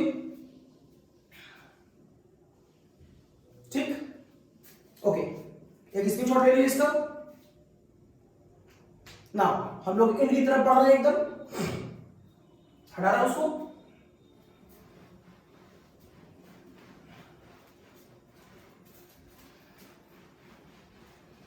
अब यहां पर एक क्वेश्चन आ सकता है, अगर SO2 गैस की रिएक्शन NaOH से कराया जाए तो क्या होगा? अब SO2 गैस की NaOH से कराया जाए तो क्या होगा? आपको ये तो मालूम है कि ये बेस है, लेकिन आप इसके बारे में कंफ्यूज हो रहे हैं पता नहीं क्या है ये। तो आप कहिए कि SO2 को पहले पानी से कंबाइन कराओ और H2SO3 बनाओ। जनरली SO2 पानी से मिलकर H2SO3 बनाता है। पीछे वाले केस में वहां पर मैंने क्या बना के दिखाया था, SO3 और 2H। अब इसको लेकर कंफ्यूज मत होइएगा, ये डिपेंड करता है कि साथ में कौन मौजूद है। वहां पर साथ में Cl2 मौजूद था, और Cl2 वहां पर ऑलरेडी बहुत अच्छा ऑक्सीडाइजिंग एजेंट है। अगर वहां Cl2 बहुत अच्छा ऑक्सीडाइजिंग एजेंट है तो वहां पर SO2 को as a reducing agent behave करना पड़ेगा। दिस इज द कॉज वहां पर उसने 2H छोड़ा था। लेकिन यहां पर तो ये सिंपल एसिड बेस की रिएक्शन है। यहां पर तो SO2 by the nature universal truth, SO2 पानी से मिलकर H2SO3 बनाता है। तो कंफ्यूज मत करिएगा, यहां पर मैंने SO2 को जब पानी से मिलाया था तो मैंने यहां पर SO3 और 2H बनाया था। तो अब आप सोचेंगे सर कभी ऐसा लिख देते हैं कभी ऐसा लिख देते हैं। नहीं, कोई कंफ्यूजन नहीं है। मैंने यहां पर SO2 को रिड्यूसिंग एजेंट दिखाया था। ये तब होगा जब उसके वेसल में कोई ऑक्सीडाइजिंग एजेंट पड़ा होगा, ये देखिए। जबकि यहां पर ऐसा नहीं है, तो ये सिंपल बिहेवियर शो कर रहा है। ठीक है, ओके। तो ये आ गया H2SO3। अब H2SO3 के ऊपर दोनों H एसिडिक इन नेचर होते हैं। तो अगर आप यहां पर एक NH लगाएंगे तो यहां पर NHSO3 बनेगा, और अगर आप यहां पर दो NH लगाएंगे तो यहां पर Na2SO3 बनेगा। यस, तो यहां पर Na2SO3 बनेगा। ये क्वेश्चन भी खूब आया है। What will happen when SO2 react with NaOH? तो पहले ऊपर वाला कॉन्सेप्ट आपको खोलना पड़ेगा, देन रिएक्शन स्टार्ट हो पाएगी। नेक्स्ट, अगर वो पूछ ले कि जो ये सोडियम बाइसल्फाइड बनाया है आपने, अगर मैं यहां पर रिएक्शन NaOH से ना करा करके कैल्शियम हाइड्रोक्साइड से कराता तो क्या होगा? देखो अगर मैं H2SO3 की रिएक्शन कैल्शियम हाइड्रोक्साइड से कराता तो क्या होता? तो कोई खास बदलाव मुझे नहीं लगता कि यहां पर होता। तो आप कहते सर सिंपली यहां पर क्या बन जाता, कैल्शियम सल्फाइड बन जाता, और इसका निकल जाता, दो वाटर निकल जाते। It is calcium sulphide, it is calcium sulphide. ठीक है भाई, रिप्रेजेंट करना चाहो तो भी कोई बड़ी बात नहीं, तुम रिप्रेजेंट कर लो। S के साथ OH ऐसे लगाओ, और यहां पर आप ऐसे लगा दो। ये क्या बन गया, H2, इट इज H2SO3, और कैल्शियम हाइड्रोक्साइड को आप ऐसे दिखा दो, इट इज 1 कैल्शियम हाइड्रोक्साइड, और यहां से पानी निकाल दो। तो बोलो क्या बन गया? क्या कैल्शियम सल्फाइड नहीं बन गया?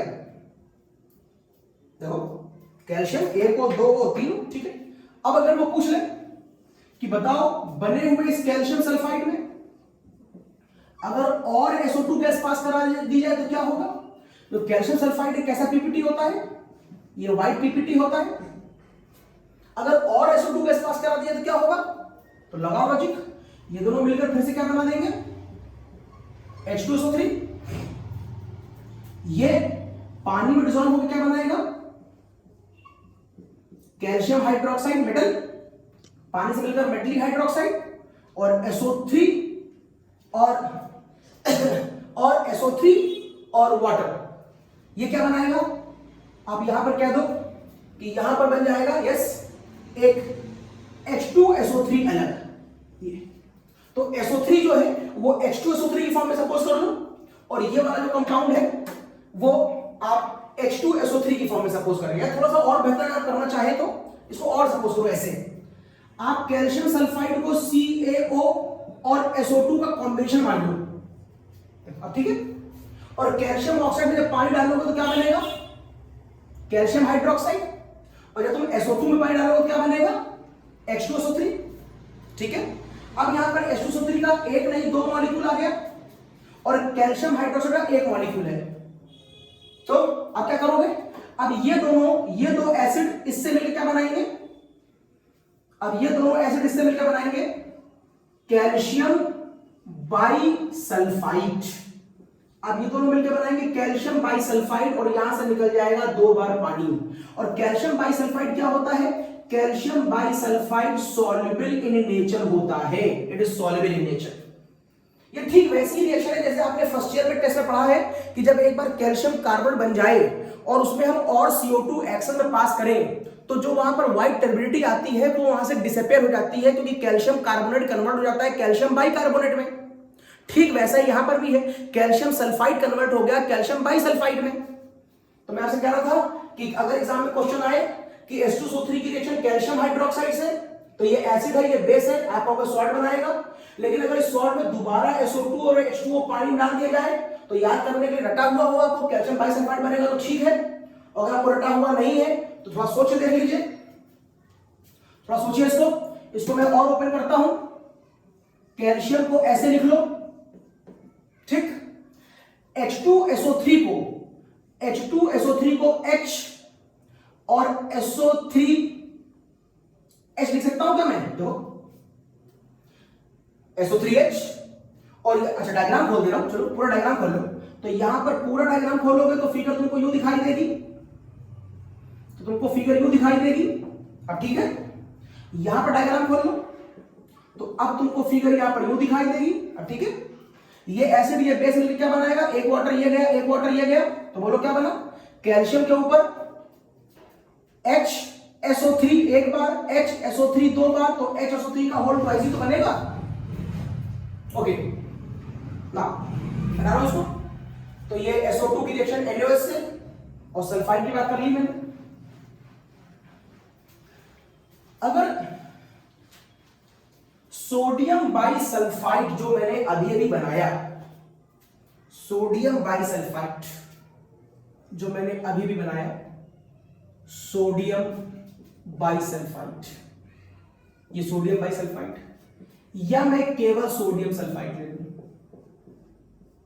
ये ऐसे, it is sodium sulphide, is sodium bisulphide.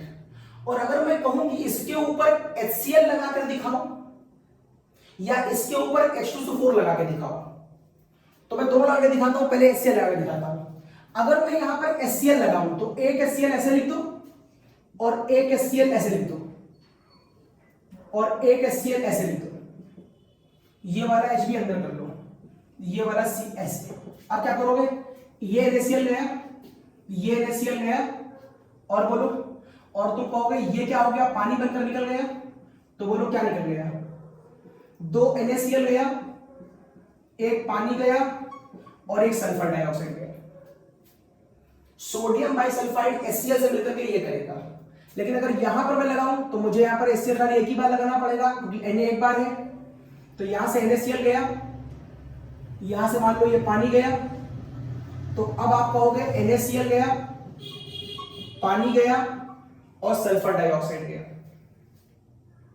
ठीक है, जैसे सल्फाइड पढ़ रहे हो वैसे यहां पर कार्बोनेट पढ़ा दे रहा हूं मैं आपको। मान लो ये रिएक्शन सोडियम कार्बोनेट की होती, तो मान लो ये होता सोडियम कार्बोनेट, ये सोडियम कार्बोनेट। अगर मैं यहां पर HCl लगा देता तो आप कहते हैं एक HCl मैं ऐसे लगाऊंगा, एक HCl मैं ऐसे लगाऊंगा, ये NaCl गया, ये NaCl गया, और यहां से पानी गया और CO2 गैस, तो यहां से निकल गया 2 NaCl, यहां से निकल गया एक पानी और एक CO2 गैस। अंतर क्या है, यहां से SO2 गैस निकल रही थी और यहां से CO2 गैस निकल रही है। ठीक ऐसा आप यहां भी कर सकते थे, अगर आप सोडियम कार्बोनेट जगह सोडियम बाइकार्बोनेट ले लेते, it is your sodium bicarbonate, और यहां पर अगर आप NaCl लगा देते, HCl लगा देते, तो ये गया, यहां से वाटर गया, तो क्या बन गया, NaCl बन गया, CO2 बन गया और वाटर बन गया। तो सोडियम बाइसल्फाइड हो चाहे सोडियम कार्बोनेट हो, दोनों पर HCl लगा सकते हैं, जिससे वहां पर या तो SO2 गैस निकलती है या फिर वहां पर CO2 गैस निकलती है। अब जो वर्किंग आप डाइल्यूट HCl से करा रहे थे, यही वर्किंग एग्जैक्टली आप H2SO4 से भी करा सकते हैं। बस H2SO4 से कराने पर क्या बदलाव आएगा, जहां पर NaCl बन रहा था वहां पर अब आपको Na2SO4 बनता हुआ दिखाई देगा, बाकी कोई और खास बात नहीं होगी। तो चलो मैं करके देखता हूं। अगर सोडियम बाइसल्फाइड की रिएक्शन, मैं इसको पूरा रब कर दे रहा हूं और फिर दिखाता हूं। अगर मैं सोडियम बाइसल्फाइड की reaction is something like this, मैंने सोडियम बाइसल्फाइड को ऐसे लिख लिया, it is sodium bisulphide, H2SO3 से बना है। और अगर मैं इसके ऊपर H2SO4 लगा दूं तो H2SO4 में कुछ ऐसे रिप्रेजेंट कर रहा हूं, देखिए, और मैं इसके ऊपर H2SO4 ऐसे लगा दूं तो यहां पर क्या हो जाएगा। तो यहां पर एक बात तो कंफर्म है, पहले तो SO2 गैस निकाल दो, एक निकल गई। एक बात और कंफर्म है, तो यहां से वाटर निकाल दो, तो यहां से वाटर भी निकल गया। तो बोलो क्या बचा, चेक कर लो। यहां से SO2 गैस निकलनी थी, निकल गई, पानी निकलना था, निकल गया। अब क्या बचा, अब बचा आपके पास ONA, यहां पर लाके बैठा दो तो क्या बचेगा, Na, बोलो क्या बना, तो बन गया सोडियम बाइसल्फेट। चेक करो, सोडियम बाइसल्फेट, ये वाला ONA यहां पर आ जाएगा, तो डायग्राम आपको यूं दिखाई देगा, it is OH, it is ONA, double bond हो, ये डायग्राम में दिखाई देगा।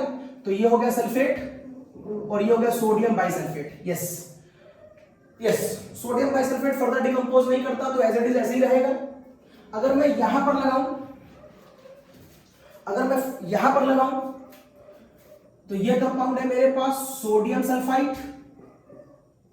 और अगर सोडियम सल्फाइड के ऊपर वैसे ही H2SO4 लगा दिया जाए, इज समथिंग लाइक दिस, तो क्या होगा, SO2 गैस बाहर जाएगी, एक पानी भी बाहर जाएगा।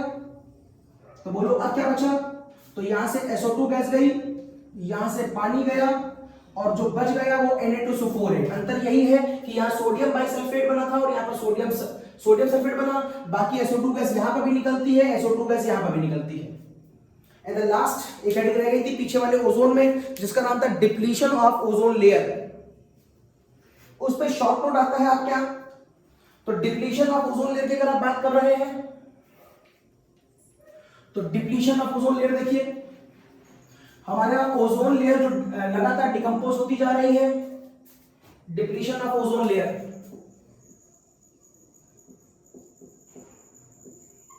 तो ओजोन लेयर के डिकम्पोज होने के पीछे जो वजह है वो है nitric oxide gas, atomic oxygen, hydroxyl radical या क्लोरोफ्लोरोकार्बन। ये चार लोग इंपॉर्टेंट हैं डिप्लीशन ऑफ ओजोन के लिए, जिसमें से ये दो ज्यादा प्रॉब्लम करते हैं और ये तो सबसे ज्यादा प्रॉब्लम करता है। इतना ज्यादा प्रॉब्लम करता है कि इसे बहुत सारे देशों में बहुत साल पहले ही बंद कर दिया गया है, इंडिया में रिसेंटली बंद किया गया है। ये वर्क कैसे करता है, क्या क्या करते हैं देखिएगा। ओजोन के ऊपर जब नाइट्रिक ऑक्साइड अटैक करता है, जो पोल्यूशन से डेवलप होता है, तो ये O2 और NO2 बनाता है, जिससे ओजोन जो हमारे पास है वो डिकम्पोज करके O2 में कन्वर्ट हो गई। इसलिए हमें नाइट्रिक ऑक्साइड का डेवलपमेंट एटमॉस्फेयर में नहीं करना चाहिए। अगर हमारे पास एटॉमिक ऑक्सीजन है तो वो भी हमको परेशान करती है, ऐसा करने पर वो इस तरीके से डिकम्पोज करती है। तो एटॉमिक ऑक्सीजन मतलब नेसेंट ऑक्सीजन मेरे लिए प्रॉब्लमेटिक है। हाइड्रोक्सिल रेडिकल, अगर आप ओजोन के ऊपर हाइड्रोक्सिल रेडिकल लगाएं तो यहां से बनता है O2 और इस तरह का रेडिकल, लेकिन ये दोनों ज्यादा हमारे लिए हैजार्डस है। क्यों? क्योंकि ये दोनों रिएक्शन चेन में वर्क करते हैं। ये खत्म हो गई रिएक्शन, ये खत्म हो गई, ये खत्म नहीं होती है, ये फिर वर्क करती है। कैसे? ये वाला जो OH रेडिकल बना है आपके पास, ये दोबारा फिर से एटॉमिक ऑक्सीजन से कंबाइन करेगा, और एटॉमिक ऑक्सीजन से कंबाइन करने के बाद ये देखिए फिर से वही रेडिकल बना देगा। मतलब इसका रेडिकल खत्म ही नहीं होता है, इसका तो एनो खत्म हो गया, रिएक्शन दोबारा नहीं होगी।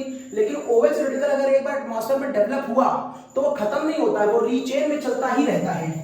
तो ये चेन प्रोसेस होता है, इसलिए ये मेरे लिए ज्यादा हैजार्डस है, इसलिए ज्यादा हैजार्डस है, ज्यादा खतरनाक है मेरे लिए। क्लोरोफ्लोरो में अगर मैं दिखाऊं तो क्लोरोफ्लोरो सनलाइट की प्रेजेंस में पहले क्या करता है, CClF2 इस रेडिकल बनाता है, और ये जो रेडिकल है Cl वाला, ये ओजोन पे अटैक करता है, जिससे ClO और O2 बनाता है। और जो ये ClO वाला रेडिकल है, ये फिर से एटॉमिक ऑक्सीजन से मिलता है तो क्या बनाता है, Cl रेडिकल और O2 बनाता है। ये देखिए फिर से वापस आपको Cl रेडिकल मिल गया। मतलब ये रिएक्शन भी किसमें काम कर रही है, ये रिएक्शन भी चेन में काम कर रही है। दिस इज द कॉज, मेरे लिए ये दोनों बहुत खतरनाक है। और ये जो कंपाउंड आप देख रहे हैं ज्यादातर कूलेंट में यूज होता था, एसी के अंदर या रेफ्रिजरेटर के अंदर, इन सारी चीजों में इसका बहुत जम के पहले यूज किया जाता था। लेकिन जब से ये प्रॉब्लम्स हमारे सामने आई तो हमने इनको क्या करना शुरू कर दिया, हमने इनको अवॉइड करना शुरू कर दिया। इसलिए अब हम इनको अपने कूलेंट में नहीं डालते और दूसरी ग्रीन गैसें आ गई जिनको हम लोग एसी वेसी में यूज करते हैं। तो इस पर एक शॉर्ट नोट भी आ सकता है। तो यहाँ पर मुझे लगता है इस तरीके से मैं खत्म करता हूँ आपका ऑक्सीजन फैमिली। हम लोग नेक्स्ट में मिलेंगे जब आपसे हाइड्रोजन फैमिली की बात करेंगे। तब तक के लिए बाय।